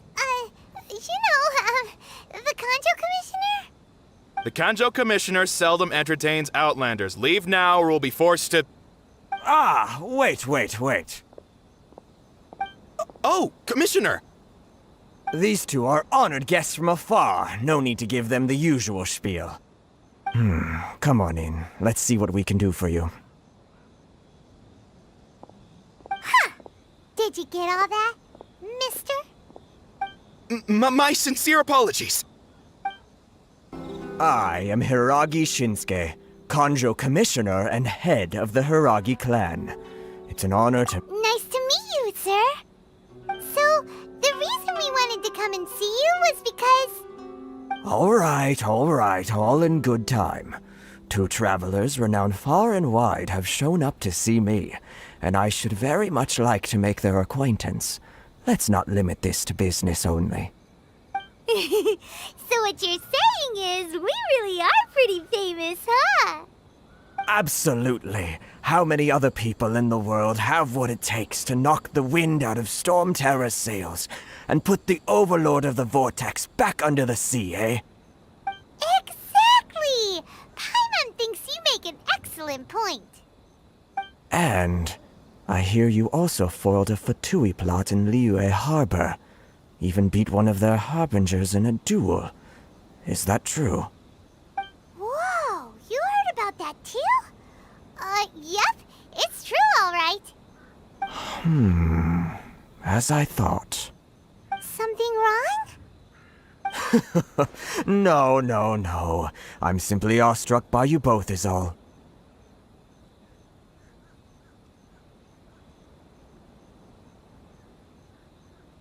Rito is greatly honored to have you visit us.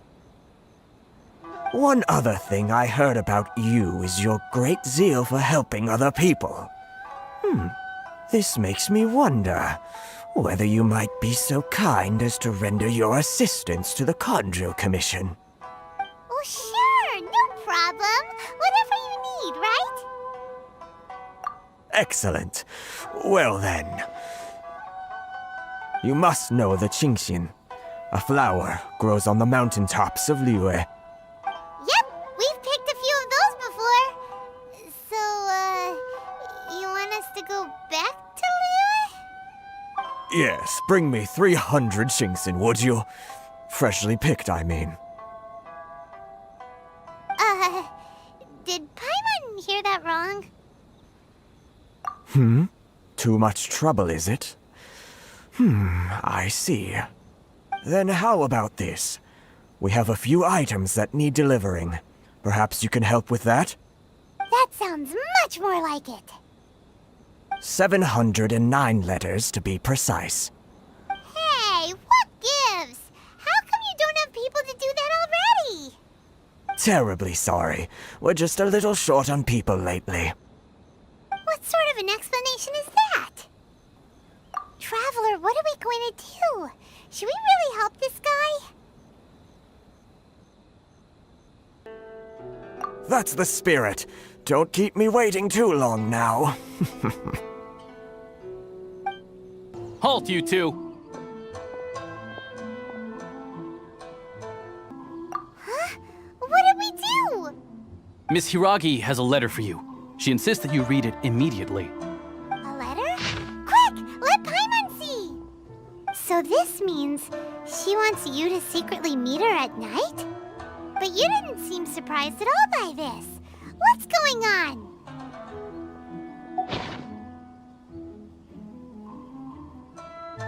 Huh? Have you been up to something behind Paimon's back? Let's ask her tonight and see what she has to say. Ah, you finally arrived. Allow me to introduce myself. I am Hiragi Chisato. This is technically the second time we have met. It's a pleasure to see you again. Wow. She's the daughter of the Hiragi clan, all right. No need to be so formal. I've long marveled at your accomplishments, and at last we have the chance to meet. Is it Paimon, or does something seem a bit off here? The reason why I wanted to secretly meet you here is, well, I feared that I might never have another opportunity to discuss this with you. Discuss what? Ahem. I should like to ask for your help with delivering a letter. Like father, like daughter. Couldn't you be more original? No, you misunderstand me. Please, allow me to explain. I was hoping that you could deliver a letter to Narukami Island in my stead. It is to be given to Kujo Kamachi of the Tenryou Commission. My father has always forbidden me from communicating with him. He knows that there are prospects for my marriage that would better serve him politically. But my heart is with Kamaji. There is no one who would dare defy my father's will on Rito, but you are Outlanders. Outlanders seeking to get to Narukami Island. It would be regrettable to let such an opportunity pass. Oh, Paimon gets the whole picture now.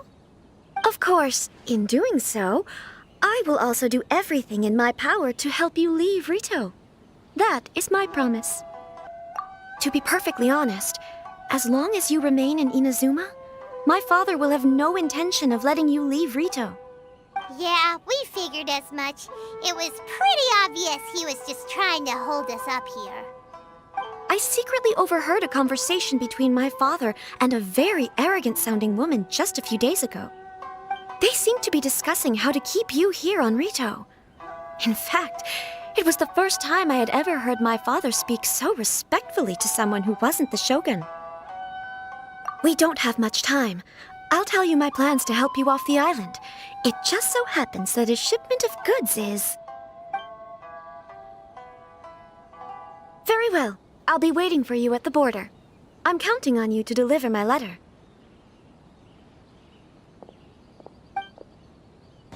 Hold on, please.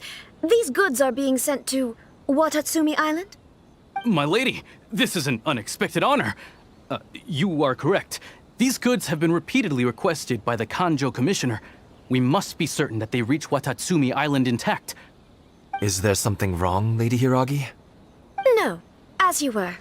My father simply has some concerns of the shipment's safety, and has ordered that myself and an additional qualified escort be dispatched to ensure safe transport of the goods. My lady, you aren't suggesting that you intend to escort this shipment personally, are you? There's certainly no need for you to trouble yourself with such a matter. And as for this qualified escort... Please, do not cause us any further delay. If memory serves me right, my father has already asserted that this shipment must arrive on time. I'm certain punishment will be duly dispensed if it fails to do so. Yes, of course, my lady. It's just that, well, we don't know who this... Now, need I remind you of the penalty if anything were to happen to me en route? I'm sure you are all quite familiar with my father's temperament. Do you really presume that you can fully guarantee my safety on your own? Boy, Chisato can talk the talk. They don't stand a chance. Yes, my lady. Very well then. It's an honor to have you accompanying us. Your safety is our highest priority. Shinojo, you can't really be agreeing to this. Well, the request is from Lady Hiragi herself. It is our duty to serve her in the utmost capacity. Yes, but that's not the problem here. Well then, if we're through here, I suggest we set off at once. Dawdling will only allow potential thieves more time to prepare, no? Yes, my lady. You heard her. There's no time to lose.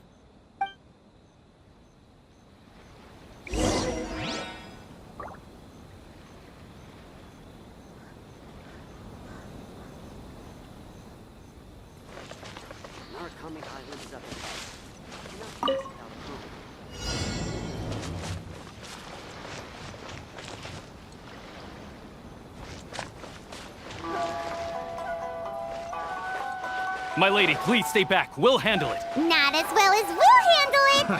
Another test subject. Freeze! The wind knows me. I got careless. It doesn't hurt. One with nature. Test subject. Picked the wrong test subject. Out of the frying pan.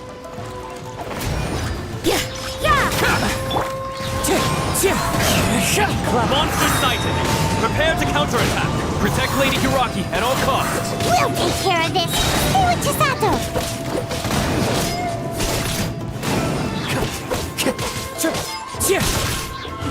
one with nature.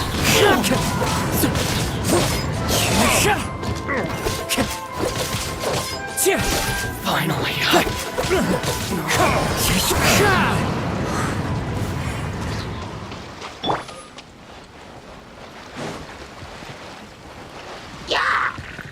Leave it all to... Watch out! More monsters inbound! Lady Hiragi, stay close. Punishment!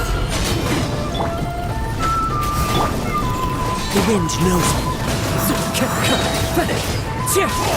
Wind strike. That hurts.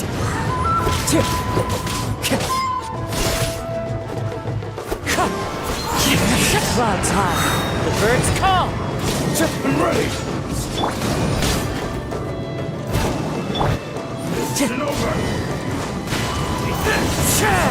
Into the wind. Cut down! Like this. We can take refuge in the village up ahead. How are you faring, my lady? I'm perfectly all right. You may stop here. The road to Narukami Island is just over there. In my letter, I've requested Kamaji to grant you a special travel permit from the Tenryou Commission. Consider it a token of my appreciation. My lady. So that's how it is. I had a feeling something was amiss, but Shinojo, you... No, Lady Hiragi would never hide anything from us, I'm sure of it. But who is this Kamaji you speak of, my lady? I'm not afraid to say that he's the one I love. The one you love? Shinojo, did you honestly think that... What? No, I was just clarifying, that's all. I would never in my wildest dreams, You two needn't worry. Please, forget that this ever happened. If my father catches word of it, I alone will be held accountable. Yes, of course. As you wish, my lady. But what will happen if your actions here are discovered, Chisato? Don't fret. My father has always been one to spoil me. The worst he'd do is sentence me to half a day without food, or something to that effect. Huh. Paimon never suspected a guy like him could have a soft side. I wish you a safe journey. I'm sure we will meet again. Bye, Chisato! Come now. Quit your staring and let's get moving. We've got goods to shift. All right.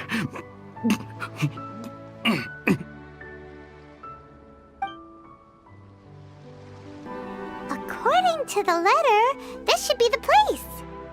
Sorry, we don't serve the general public. I'm afraid you'll have to leave. Wait! We're not the general public.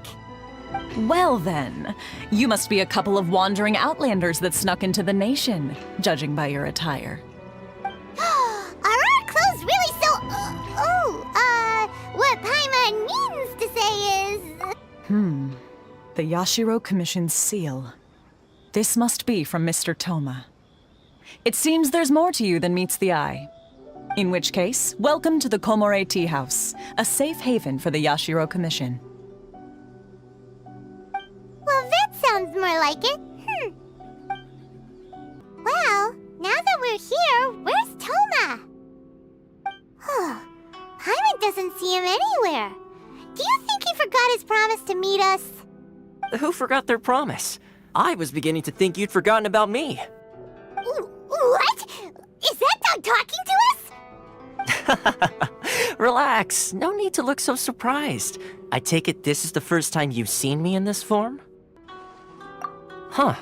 So you didn't see anything like this when you were in Liyue Harbor? Now that you mention it, this does suddenly seem less out of the ordinary.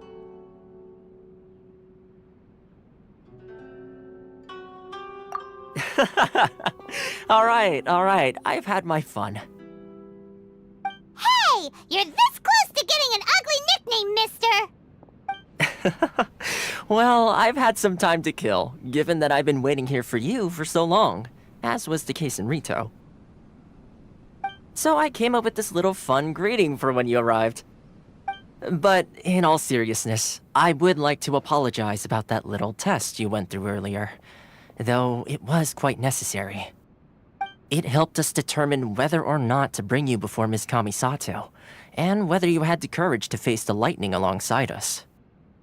Don't think that Paimon's gonna forgive you just because you're getting all serious now. Sorry, did I overdo it? My apologies. Let me just say this. You've often found yourself skirting the rules from the very beginning, haven't you? Naturally, this is due to your unwavering and resolute determination. A long time ago, we had a friend who was much the same, but when the lightning struck... so you've heard of his story. His light still burns all the more brightly. Yes, of course. I will bring you to the Kamisato residence where the Yashiro Commission is located. But before that, there is one other place I was hoping you both would accompany me to. Oh? Where? I would like you to come with me to the statue of the omnipresent god. It's still under construction now, but you can already see it from practically anywhere on Narukami Island. This area sure feels gloomy. People probably don't come here often, do they? Huh? Are Paimon's eyes playing tricks? Or are there things embedded in the statue? Visions. Visions? You mean all the visions that are collected from the Vision Hunt Decree are put into this statue? So you've already heard of the Vision Hunt Decree. Before I try to explain, I should perhaps remind you first that Mondstadt is the city of freedom, and Liyue is the city of contracts. As for Inazuma, it's known as the Nation of Eternity. The Raiden Shogun is both the nation's most powerful ruler and its deity. The Eternity in question is her endless and unchanging will to rule over Inazuma. As such, she relies on the Tri-Commission to regulate the nation's affairs and the Sakoku Decree to limit the people's movement. The Shogun wishes to keep Inazuma in stasis, allowing the stream of time to flow from one end to the other without disturbing it for all time. Seems like every god has their own will. Of course, this is my own limited understanding. As for the reason behind the recent Vision Hunt Decree, perhaps the Shogun believes that visions grant people the power to change, and that her eternity doesn't allow for such instability to exist. Whatever the case, the fact is that the Raiden Shogun has dispatched the Tenryo Commission to scour the nation for visions, embedding each one in this statue. And this statue of the omnipresent god can be seen as Inazuma's symbol of eternity. But if that's the case, wouldn't you say that the Raiden Shogun is being, I don't know, selfish? Only outlanders such as yourselves would ever dare speak out so directly against the Raiden Shogun. And yet, I agree. The Vision Hunt Decree is something that simply should not exist. And Miss Kamisato has been committed to fighting it since the day it was announced.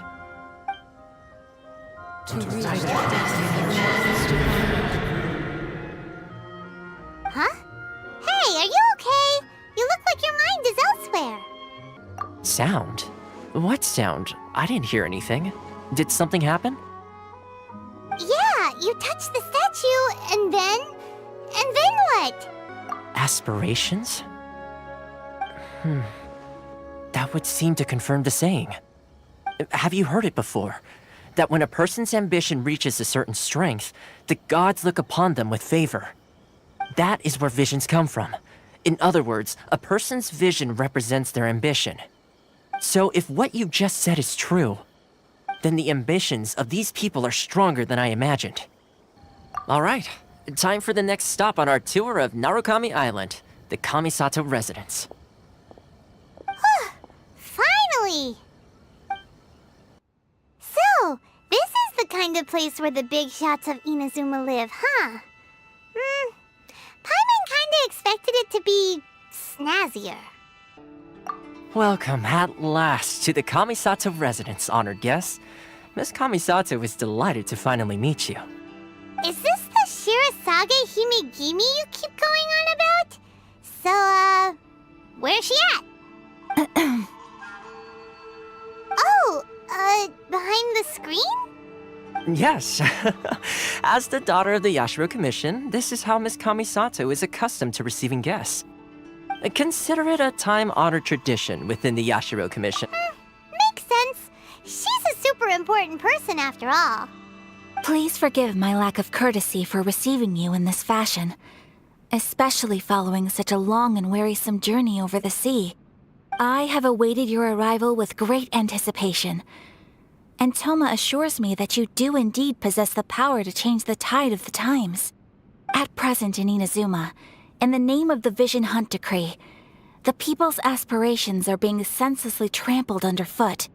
Though the Yashiro Commission serves the Shogun, it is the people with whom we share close bonds, given the contact we are required to have with them in the performance of our duties. A commission's power rises and falls with the trust of their people. Thus, we cannot remain indifferent to this situation without also remaining indifferent to our own fate. Traveler, lend us your power, and we can... Oh. See, milady, it's just like I said. This will take us nowhere. No, please! Wait! Please, don't go!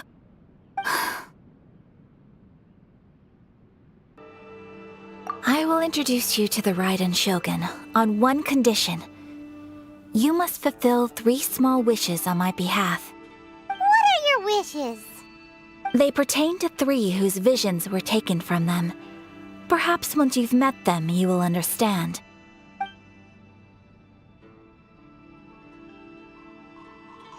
A warrior who guards a village, a former samurai who helped carry out the Vision Hunt Decree, and a swordmaster determined to become the best in the world. Does Paimon got that right? Correct. Please do all you can to help them. I will await your return here. Then you have my gratitude. I'm sure you'll do great. Let's see. Where's the person Ayaka told us about? Why are you doing this? Why leave all of a sudden, after all these years? Precisely. It's much too sudden. We've had no time to prepare.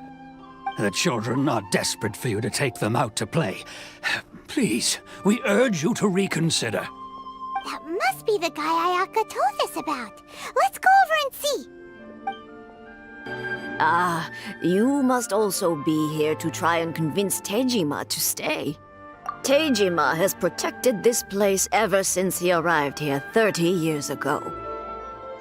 Keeping out the treasure hoarders, fending off any monsters that draw near, resolving quarrels between the villagers. He has put an enormous amount of work into looking after this place, and we all think the world of him. But now, all of a sudden, he says he plans to leave us. We can't help but wonder, was it something we did? We will gladly apologize if that's the case. All we want is for him to stay.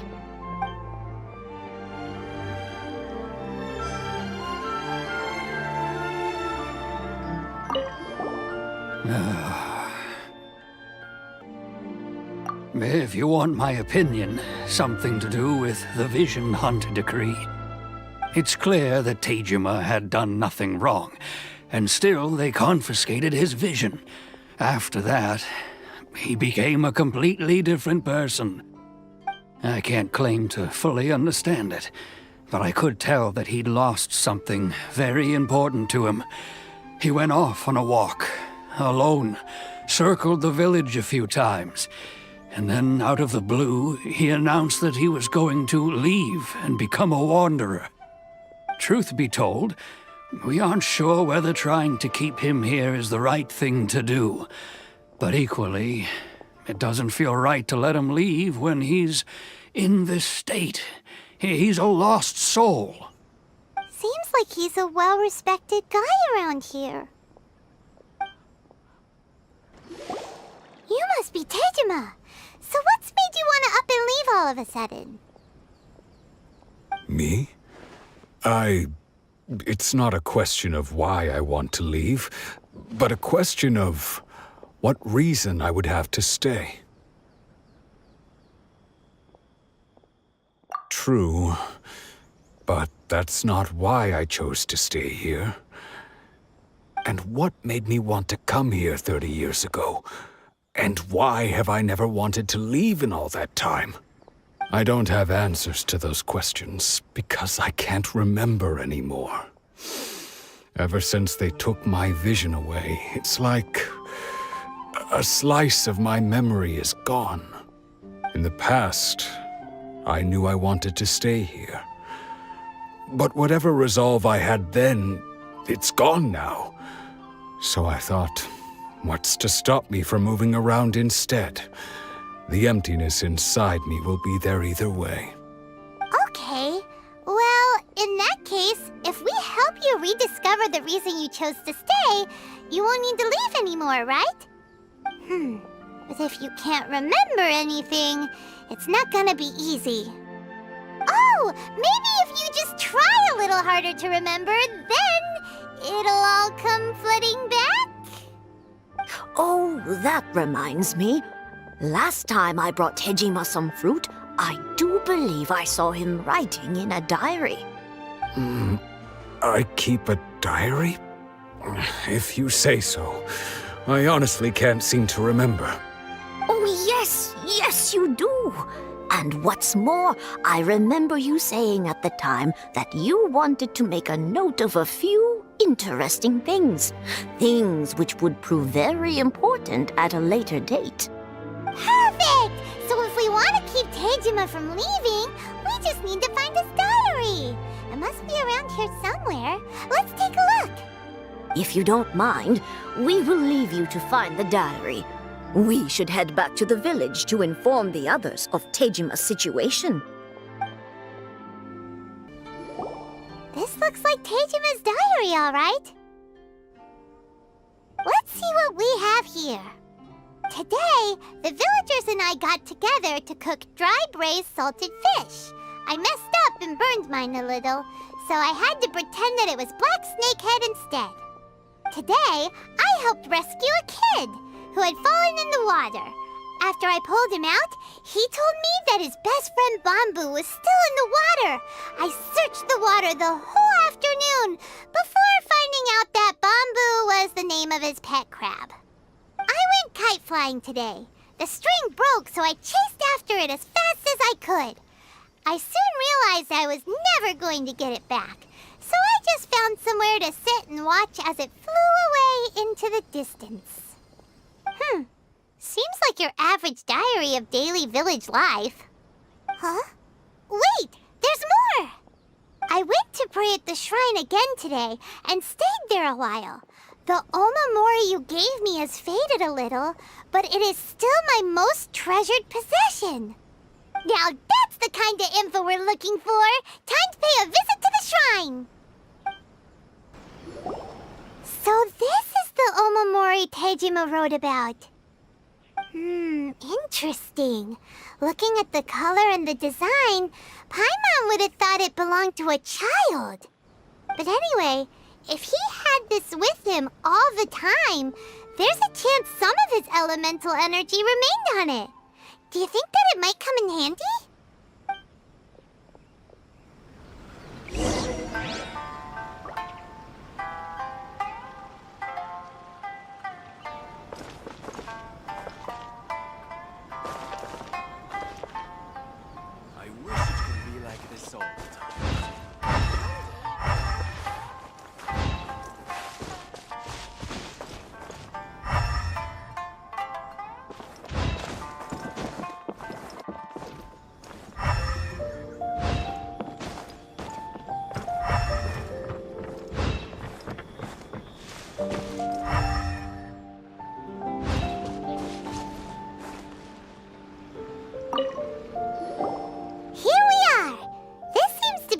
That Tejima visited a lot. The soil looks like it's been disturbed. Maybe Tejima buried something precious here. Something that kept him in the village all these years? Must be something pretty amazing if it made him stick around for 30 years. Let's dig it up and take a look.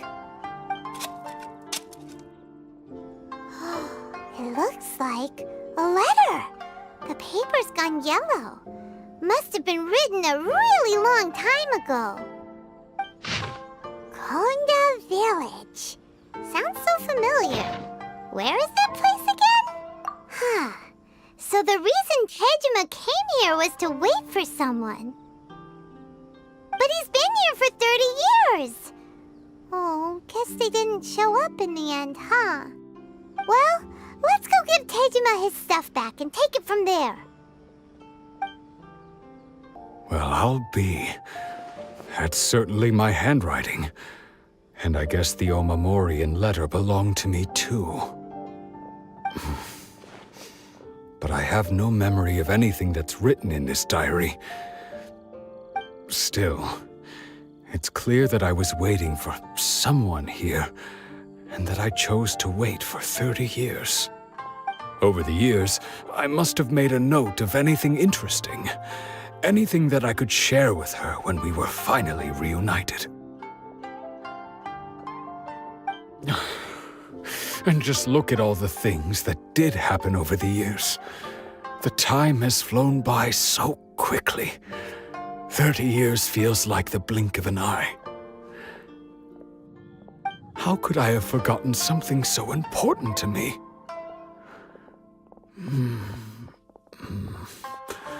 Now that I think about it, when my vision was taken from me, it felt like I'd suddenly been hollowed out. Love, regret, everything I felt for her, it's all disappeared. No, not especially. After all, I've forgotten who she was. Her face, her voice, the things we experienced together. I barely recall any of it. It's as if she'd never been in my life to begin with. As if all these years have been nothing but a hazy dream.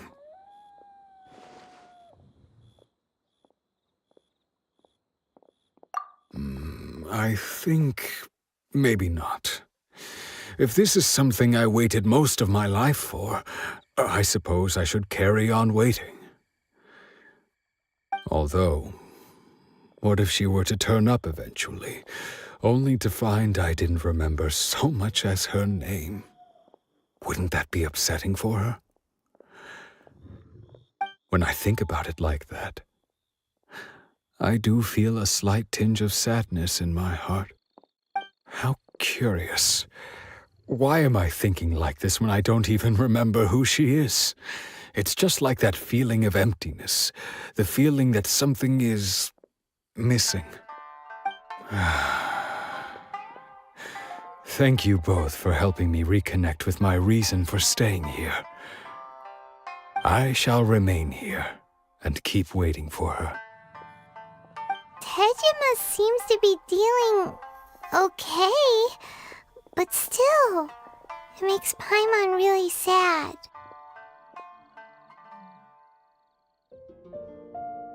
Seems it's just like Ayaka and Thoma were saying.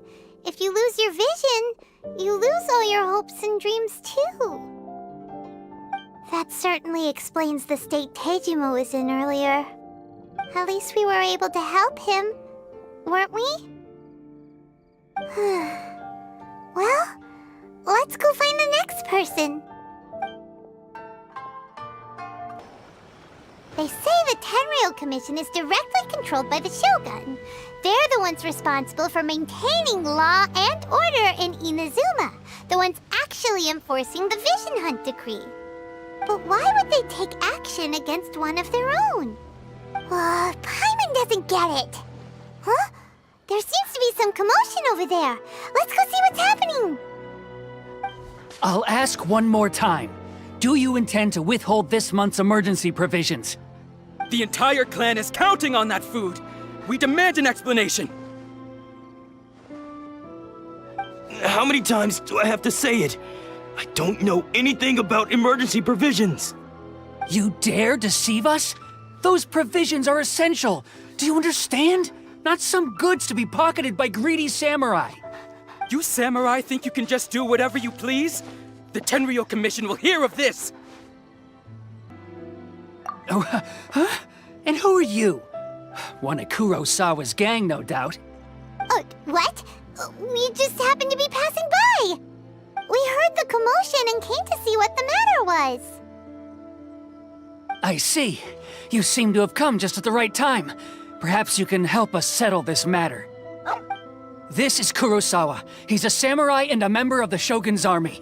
They issue emergency provisions to the area, and he's the one responsible for distribution. In the past, we'd simply ask him for provisions and everything would be delivered. Now, he suddenly refuses to give us anything. He's keeping the provisions for himself, I just know it. We'll starve without them. No one seems to care about us. We used to think Kurosawa was a kind man, but he's shown his true colors. He's the same as all the other samurai. It's no wonder all the visions have been confiscated. The Raiden Shogun doesn't need people like him helping her rule the nation. This must be one of the people Ayaka asked us to help. But why would she ever want us to help someone like him? Maybe we should talk to Kurosawa and see what he has to say. I've never even heard of these emergency provisions. I don't know whether it's rumors or whether they're trying to blackmail me. But either way, it's ridiculous. If I was hoarding supplies, would I still be the poor man I am today? My own family can barely get by as it is. Now, if you'll excuse me, I've got other matters to attend to. And that's the first bit of truth I've heard all day. The Shogun's army told me that I was unworthy of my vision. And they said I was slacking off in my work. Apparently, I'd even disappointed the Raiden Shogun. And that's why they confiscated my vision. Well, that's strange. You were helping enforce the Vision Hunt Decree. Why would you be unworthy of your vision? To be perfectly honest, I don't seem to remember the details. All I know is that I would perform certain things every month. But I don't recall what they were. And it's not just that. I have this unsettling feeling, like someone owes me something. Does it have to do with the missing emergency provisions? I didn't take any. Like I said, if I was taking them for myself, I wouldn't be going through such hard times right now. To top it all off, my house was just raided by treasure hoarders, which is why I came here in the first place. I was chasing after them when I got held up by these two. If you don't believe me, go find the treasure hoarders yourself. If there were any emergency provisions to be had, they would have found them. Huh. He seems to be telling the truth. But we better confirm. Let's go round up those treasure hoarders and see what they have to say. We should be able to follow their tracks. They couldn't have gone too far.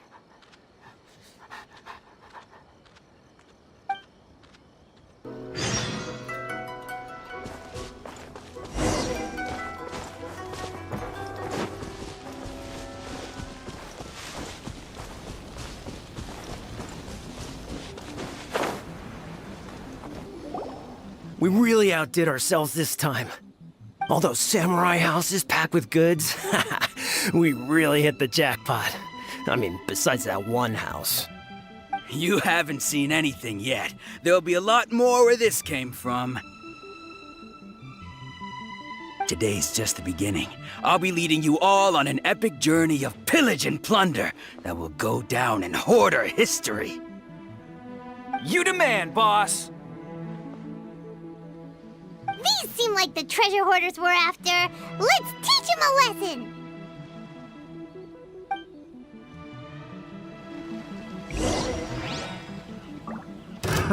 Another test subject. Fry!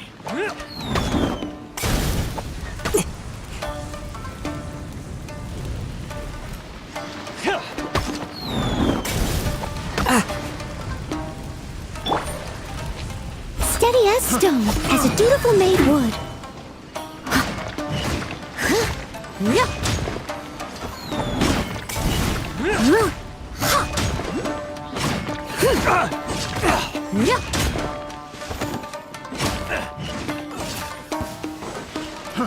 Fry! Leave it all to me. One with nature.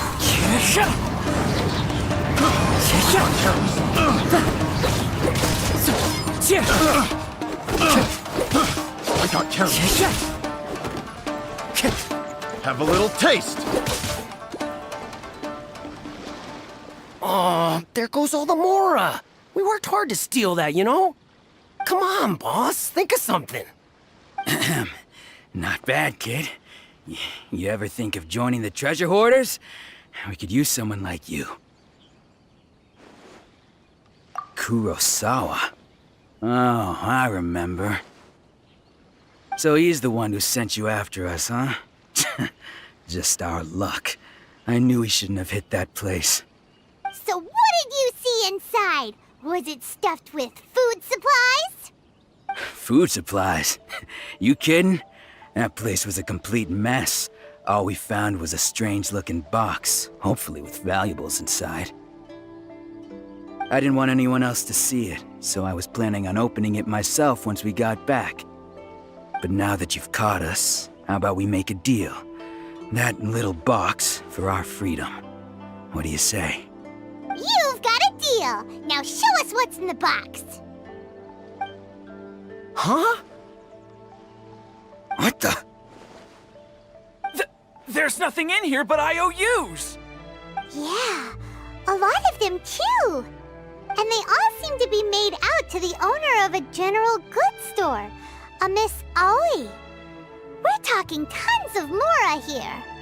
We better talk to this Miss Aoi and get to the bottom of this. As for you guys, you're free to go. Just pray that our paths don't cross again. Yes, of course. So, we redeemed ourselves for some IOUs. Does that mean we broke even? Shut it. Let's just get out of here.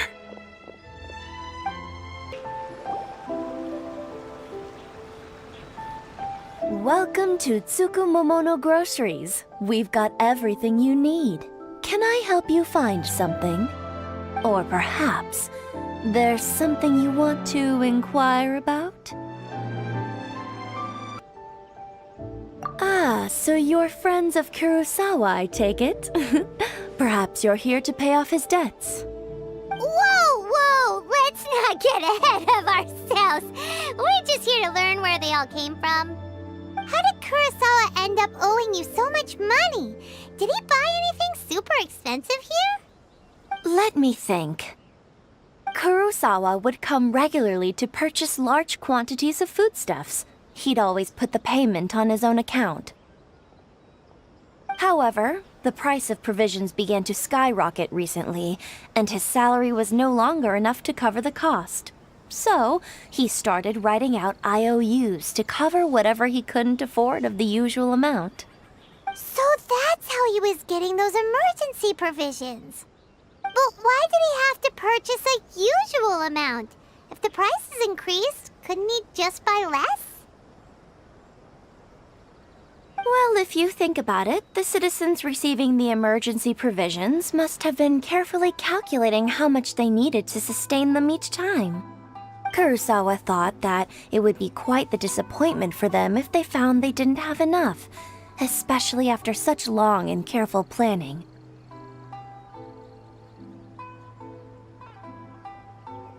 So he deemed it necessary to take on the debt rather than let the people down.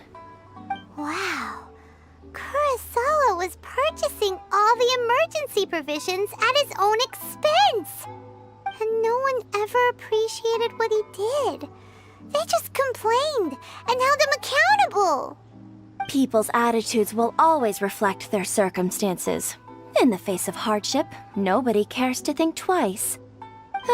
If you ask me, had Kurosawa told everyone the truth about the supplies from the start, then there wouldn't be such a severe backlash now. Of course, I'm sure there would still have been some unrest. What he was doing was truly a thankless deed. As for why he chose to spend his own money on emergency provisions and never tell anyone, I'm still not too clear myself. If you're still curious, why don't you go ask him yourself?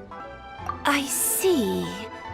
That reminds me, it seems that his vision was recently confiscated. Most unfortunate. If he doesn't clear the debt on his name, he'll have no choice but to sell that sword that is so dear to him. Sword? What sword? Oh, didn't he tell you? He possesses a very valuable blade. He's carried it for years now. I've asked him about its origins. He told me that it was a gift from his father, that it was too precious to sell. In hindsight, I regret that I never made an offer on it. Everything has its price, at least that's what I think. Why don't you ask him about the sword yourself? Perhaps it'll even provide you with the answers you're looking for. Oh, but before you go, if you would kindly settle today's bill. But we didn't buy anything! Information is also a kind of commodity, wouldn't you agree? Don't worry, I won't charge much for information about Kurosawa. Nothing we ever discussed was explicitly confidential anyway. Oh, let me think. 2,000 mora should be a fair price. At least we now know where the emergency provisions were coming from. Plus, we found out that Kurosawa has a priceless sword in his possession. Let's go talk to Kurosawa again and see if he can remember anything. What are you doing here all by yourself? Where did those other two go? I presented them with a choice. Either they left or I drew my sword. They left. It turned out to be a real time saver, actually. Perhaps I should start using it more often. Did you manage to track down the treasure hoarders? Everything I said was true, right? That just about sums it up. It turns out that you really were distributing emergency provisions, but they were all purchased at your own expense. Strange. Is that really the kind of person I was? I don't really have any such recollection. Even after all you've told me, I still don't remember anything. Why was I purchasing emergency provisions for everyone? And why would I put myself in such a difficult situation? I really don't understand. But I cannot deny that when I brandished my sword to scare those two away, I could sense that my body was somehow reluctant to do so. This sword was once wielded by my father. I remember once when I was young, I wanted to sneak out with the blade and show it off to the kids next door. My father ended up catching me in the act and scolded me severely. What did he say? I can't seem to remember that either. It would seem that I forgot many important things when my vision was taken from me. So many memories gone. Forever. No matter how hard I try to remember. All I can remember now is my father telling me that this blade bore his life's creed. Before he passed away, he placed the sword in my hands and said to me, "With this sword, you should..." Hey, if you look carefully, there seems to be some words engraved on the hilt. Can you recognize the words?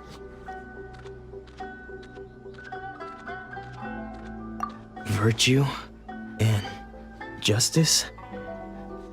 Somehow those two words seem to explain everything now. Taking on seemingly endless debts to make others happy. I guess that must have been my greatest ambition after all. But what use of virtue and justice? I purchased the provisions for those in need. And look how things ended up. The Tenryo Commission seized my vision, and the very people I was so desperately trying to help refused to understand me.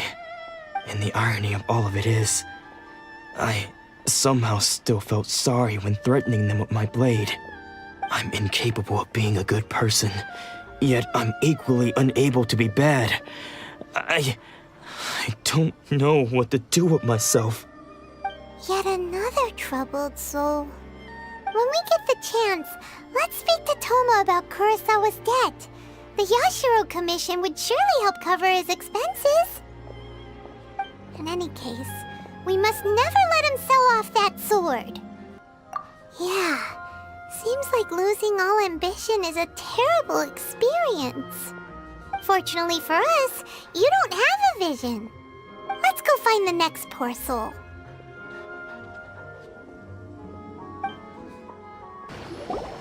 The third person who had their vision taken is supposed to be a famous sword master around these parts. Paimon heard that he's the present-day master of Meikyo Shisui art. Sounds pretty impressive. This is his dojo. Luckily, there's some people around. Let's go talk to them. Nanako, don't worry. Sensei will be fine. Those thugs that challenged the dojo were strong, but he fought them all off in the end, didn't he? Maybe, but I'm still worried about him. Things have gotten dangerous before in the past, but it's never shaken him. This time, though... It's just because he's been possessed, that's all. Once the exorcism has taken place, he'll be right as rain in no time. Hey there! Did something happen? Who are you? I don't care whether you're trespassers or just here to harass us while Sensei is impaired. Get out of here immediately! Don't make me draw my blade, or you won't live to regret it. No! You got it so wrong! We just came here to... Disciples? Yep. We've heard all about the mighty master of Meikyo Shisui art. It's the whole reason we came all this way, to seek him out and ask him to train us. But then we got here and overheard you talking about how he got possessed or something? From the way you're dressed, it doesn't look like you're from around here. Please, accept my apologies. We've had so many people trying to cause us trouble recently that we're on high alert. You haven't arrived at the best of times, I'm afraid. Sensei got possessed recently, and he's still recovering. He's not able to take on any new disciples for the time being. I see you are earnest in your pursuit. Okay, how about this? My fellow disciple Nanako and I will explain Sensei's situation to you in a little more detail. Then you can decide whether to stay or to leave. Sensei's name is Domon, a name I'm sure you've already heard. Though self-taught, he mastered the art of the sword to a high level. He then proceeded to defeat many other prominent sword masters, never losing a single fight. He once said that his goal was to become the best sword master in the world. And so, even while training us, he continued to hone his own art. His fervor truly inspired us, and we trained hard, determined to keep up with him. But then... Not long ago, Sensei had his vision taken away. He hasn't been the same since. He says the strangest things over and over, and he refuses to let us train. Junya and I have discussed it, and we both think that he's been possessed by an evil spirit. So we've asked the shrine maidens from the Grand Narukami Shrine to perform an exorcism. But if I'm honest, I still have my doubts over whether he'll completely recover. The Grand Narukami Shrine? What's that? You haven't heard of it? It's the largest shrine on Narukami Island. The head shrine maiden is reputed to have very close ties with the almighty Shogun herself. Not that we'd have any means of involving the head shrine maiden, of course. But even one of the ordinary shrine maidens from the Grand Narukami Shrine would have clear power and authority to perform an exorcism. So don't worry, Nanako. Sensei is going to be just fine. The exorcism will take place this evening. You're both more than welcome to come and watch if you're interested. So, losing your vision can cause possession? Guess we should come back this evening and see for ourselves.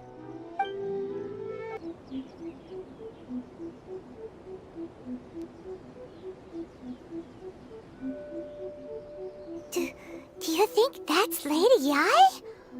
Oh, no wonder Junya is so excited. She has a really striking presence. Also, is it just Paimon? Or did she look right at us just now? It was probably nothing. It's not like she's ever seen us before. Keep away. Keep away from me. I gave up the art of the sword. Please, let me go, I beg you. As you can see, Lady Yai, Domon has persisted in this state for some time now.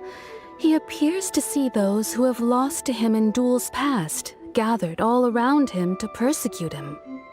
Lady Yai, it must be a possession, right? This is nothing like him at all. In the past, no matter what came his way, he would always face it with a confident smile. I'm sorry. It is clear to me that your sensei is not possessed by any evil spirit. But then does that mean he... Yes. This is a change in the person himself. Unable to cope with the tremendous pressure he was under, he suffered a spiritual collapse. With his wits impaired, he finally descended into madness. As one who is thrown into the sea, though he fights back desperately against his predicament, it does nothing to prevent his descent into the depths. As for what has triggered this change, I believe it must be the loss of his vision. For to be stripped of one's vision is to be stripped of one's ambition. Stripped of his ambition? But Lady Yai, even without his ambition, why should he suffer such a dramatic change? How does that explain his descent into madness? Your school practices Meikyo Shisui art, does it not? Stillness of mind, freedom from all agitation. What a fine notion that would be if any in this world could ever hope to achieve it. There was once one who claimed to be indifferent to rank and reward, and who fled enraged when defeated by his junior. And then there was an aged swordmaster who was aggrieved enough that he crossed blades with a disciple he himself had taught. Then, what of the one who crossed blades with his own sensei and beloved fellow disciple, and defeated them both? Can one truly remain unagitated, of still mind in moments such as these? Lady Yai, I'm not sure I understand. The path of the swordmaster is filled with twists and turns. It is no small undertaking to pursue the position of greatest swordmaster in the world. It requires one to take their sword firmly in both hands and cut down the hopes and dreams of others, even those of one's closest companions. Only a deep commitment to his ambition to become the best made it possible for him to rise above the pain of these encounters, to focus on the way ahead. When that ambition disappeared, he began to doubt himself. As he battled his growing anxiety, he slowly descended into the state you see him in now. Much like a certain fatally flawed friend of mine. Poor Sensei. To think he's been suffering so greatly. I'm sorry. It's all my fault. Father, Sensei, Ansai. That's enough. Huh? Isn't that Ansai? Where did he come from? Did he follow us the whole way here? Ansai, why are there two of you? Is that you or a ghost? You're here for revenge, aren't you? I knew it would come. I never should have. You're right to assume that my feelings towards you are far from kindly. But I didn't come here to settle a score. It's been so long now that I made peace with it years ago. You did nothing wrong that day. I couldn't face the humiliation That's why I ran. I don't think most of the people you beat along the way would hold it against you. On the contrary, when you cut our ambitions short, we entrusted them to you, in the hopes that they might carry you further. Now I know that we can't place our hopes in you any longer, since you've been stripped of your ambitions too. But that is no reason to strip them of theirs. Follow the way of the sword all the way to the highest peak. You taught them that, didn't you? But what if one day, the same thing happens to them? I put everything I had into trying to become the best. But what if it was all a huge mistake right from the start? If there's a chance they'll end up like me one day, I'd rather they stay where they are now than go any further down this path.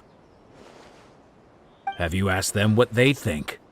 Sensei, after you rescued me from the hands of the pirates, I told myself I would follow in your footsteps for the rest of my days. I can't know whether I will suffer in my future as you do now.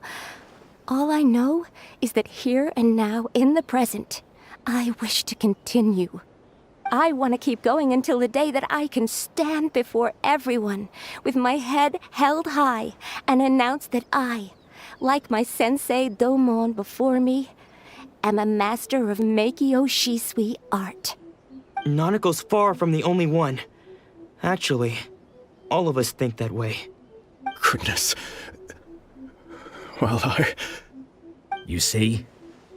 You can place the ambition you once had in their hands.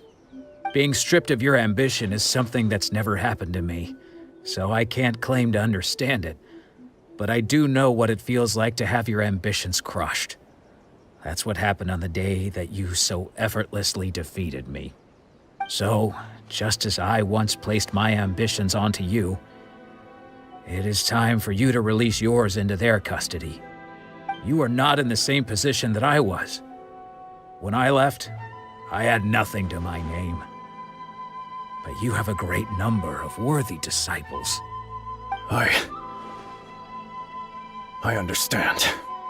I'm sorry to have made you worry for me, and for the state of Meikyo Shisui art. I no longer have the resolve to become the best in the world. The emptiness and suffering inside of me will not abate, so I cannot hope to still my mind and be free of agitation. But as your sensei, I shall commit to imparting unto you everything I have learned in my life so far. This is my promise. And I humbly ask Anzai, my senior, to hold me to my word. You can count on that. I'd be checking in on you occasionally anyway, just to make sure you hadn't lost your mind again. But I am now used to the life of a wanderer. I do not belong in the dojo anymore, so I will simply stop by once in a while to make sure you aren't cutting any corners with them. Well, don't just stand there staring at me.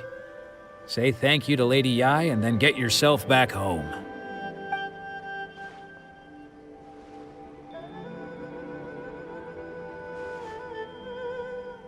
So even though his ambition was taken away, his disciples can take it over on his behalf. Guess that sort of solves this one, huh? Traveler, a moment, please. Lady Yai has some words for you. So, my intuition was correct. The wind that blows from afar carries fresh life to these shores. For us to meet now is premature. Nevertheless, you set foot on these islands at precisely the right moment.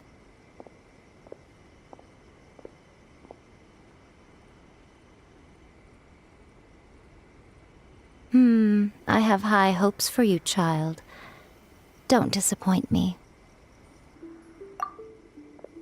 Ooh, Lady Yai seems to have taken a real interest in you. She seems super mysterious. Paimon's so curious what she really meant by all that. We can come back to it another time. For now, we should go report back to Miss Kamisato. Oh, Ayaka! Guess who fulfilled all your wishes? Huh? Ayaka! Huh? Huh?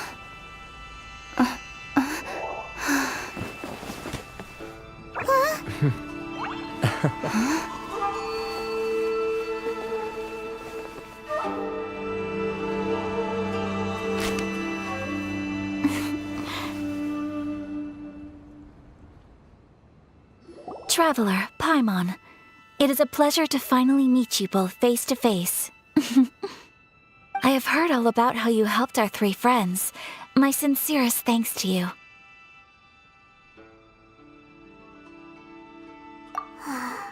Yeah, short of getting them their visions back, it seems like there's no way to really help them. Ayaka, how come this time you get to come out and meet us in person? Because now that you have done the 3 things I asked of you, I consider you to be my friends. As you will observe, I dispense with the screen for Thoma also. Mm-hmm.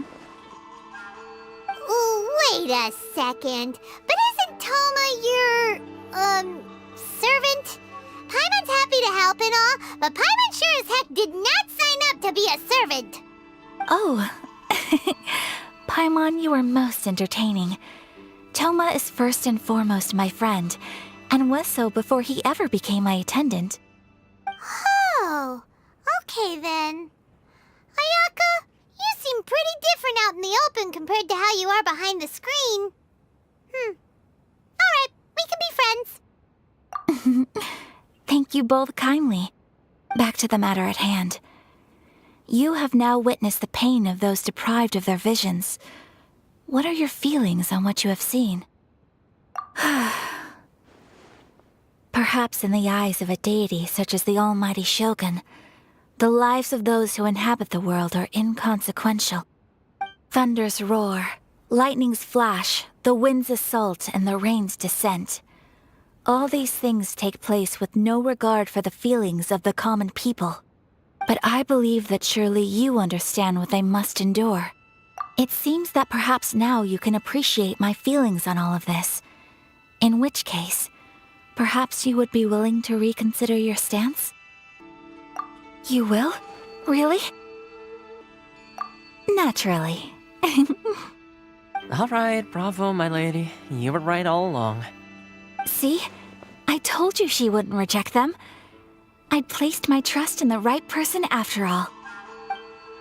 Now then, given that the remainder of our discussion pertains to matters of a more confidential nature, perhaps we could move to the Komori Tea House? We ought not to involve other members of the Yashiro Commission.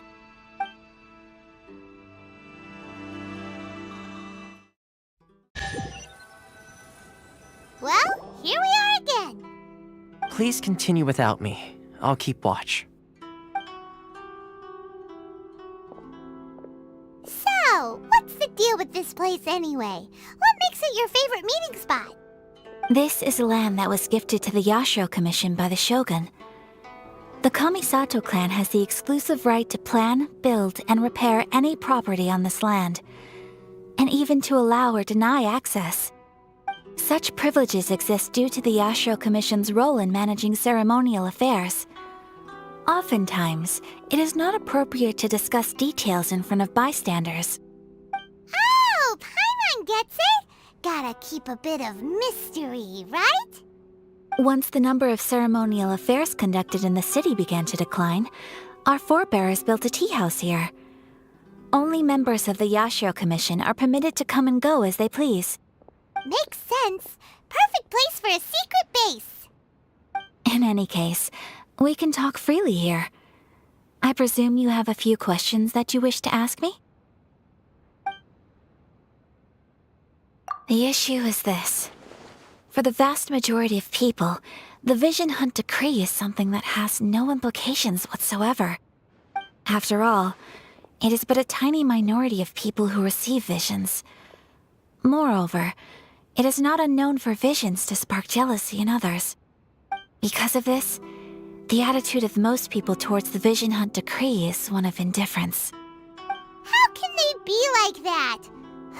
Paimon's getting mad. Nevertheless, In addition to us, there was also the resistance on Watatsumi Island. Resistance? You mean like an army fighting against the decree? Yes. Many who have lost or fear losing their visions have rallied together under Sangonomiya on Watatsumi Island to form a resistance group. To say a little more about Sangonomiya, historically, there has always been some conflict between them and the shogunate of Narukami Island due to their different belief systems. But I do wonder whether there may be some other agenda behind their resistance movement, beyond merely fighting the Vision Hunt decree. The almighty Shogun. I've seen her on but only a few occasions, most of them formal ceremonies. She inspires awe, commands respect, and exudes a sense of absolute authority. But as I recall, there was something else about her that struck me even more deeply. It was her almost complete lack of any emotion. In that sense, she appeared to me to be less of a ruler and more of, well, an executive official, I suppose. Focused exclusively on her single goal of implementing eternity, acting accordingly without feeling. Of course, we have tried on numerous occasions. Unfortunately, each time a proposal to repeal the decree arrives at Tenshukaku, it is promptly vetoed by both the Tenryou Commission and the Kanjo Commission, and subsequently scrapped. They invariably adopt a stance of unconditional support for the Shogun's decisions. They have no interest in discussing anything. It almost makes one wonder whether they had a hand in the Shogun's sudden decision to issue the Vision Hunt decree. Ooh, Paimon has a question though! Oh? What would you like to know, Paimon? Have you got a plan yet to fight the Vision Hunt decree? To be honest, we do not. What? Please, do not forget that challenging the Vision Hunt decree is tantamount to challenging a deity. Coming to terms with that is already a difficult step to take. So what are we gonna do? Well, for the moment, all we can do is try and reduce the harm that is being caused by this decree. For example, by providing vision bearers with safe refuge, or manufacturing counterfeit visions for them as a contingency measure. You're telling Paimon that there are people out there who can make fake visions? Don't underestimate the talents of the craftspeople in Hanamizaka. To the naked eye, their counterfeits are indistinguishable from the genuine article. The problem we are facing right now is that Master Masakatsu, who was providing us with counterfeit visions, has recently been arrested by the Tenryou Commission. Darn! So they found out about it? Ugh. Yes. We knew it was not a long-term solution, and that it was only a matter of time before it would be exposed. But we cannot simply abandon Master Masakatsu. Exactly. I feel the same way. But given mine and Thoma's identities as part of the Yashiro Commission, breaking him out of prison would risk dragging down the reputation of the entire Kamisato clan should we be caught. That would only serve to cast suspicion on any future activity we might seek to attempt. By no means do we intend to place the burden of such a task on your shoulders alone. When you are ready, go to Hanamizaka and look for a fireworks shop run by the Naganohara family. There, you will find someone who can help you. Just hand it over. You don't want any trouble with me. If you think your elemental powers are enough to resist the Vision Hunt decree, then you'd better think again. Believe me, you're not the first of your kind we've encountered, and we've seen the same unpleasant outcome time after time. You'd best save yourself the trouble. Can't you make an exception? I just got this vision. I won't even use it, I promise. So this is the Vision Hunt decree in action, huh? We can't just sit around and watch things unfold, can we? Psst! Hey, wait! Huh? There's someone trying to get our attention. Come on, this way.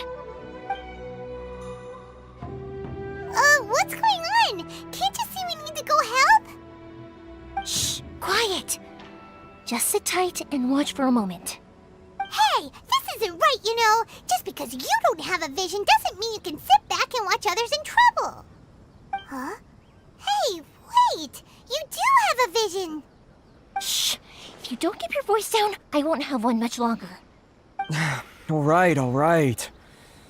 Here, take it. Wise choice. All right, let's go.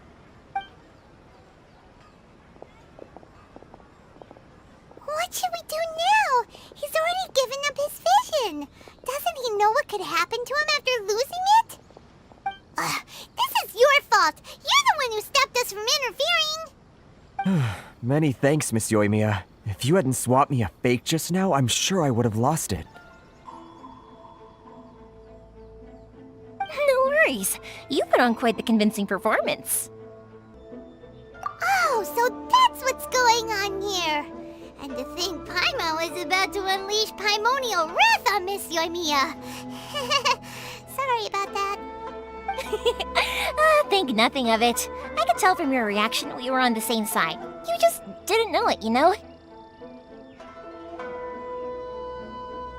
Oh, right. Allow me to introduce myself. I'm Yoimiya, the current owner of Naganohara Fireworks. It ain't much, but it's honest work. Great to meet ya. Practically everyone on Hanamizaka knows Yoimiya. She's the queen of the summer festival. Without her and her fireworks, summer on Narukami Island just wouldn't be the same. Whoa, that's quite the introduction. Paimon loves fireworks. It's nice to meet you. Stop it, Hanjiro. You'll embarrass me. As for thanking me, you'd be better off thanking Master Masakatsu. He's the one that gave me the fake visions in the first place. His handiwork allowed me to keep my own vision. Whew, I can't even imagine trying to run the business without it. Ugh. Yes, Master Masakatsu is a good man. It's too bad good people seldom get the recognition they deserve. Master Masakatsu? Huh? Do you guys know him too? You don't say! Then it sounds like the Shirasagi Himegimi has a plan. Awesome! I've been thinking about breaking him out too recently.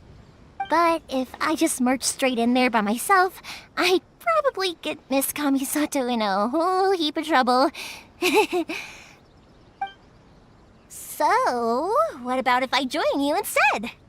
Sure, welcome to the team. Ayaka told us to go look for help at a fireworks shop. She must have meant you. Seems like I finally got a new job to do.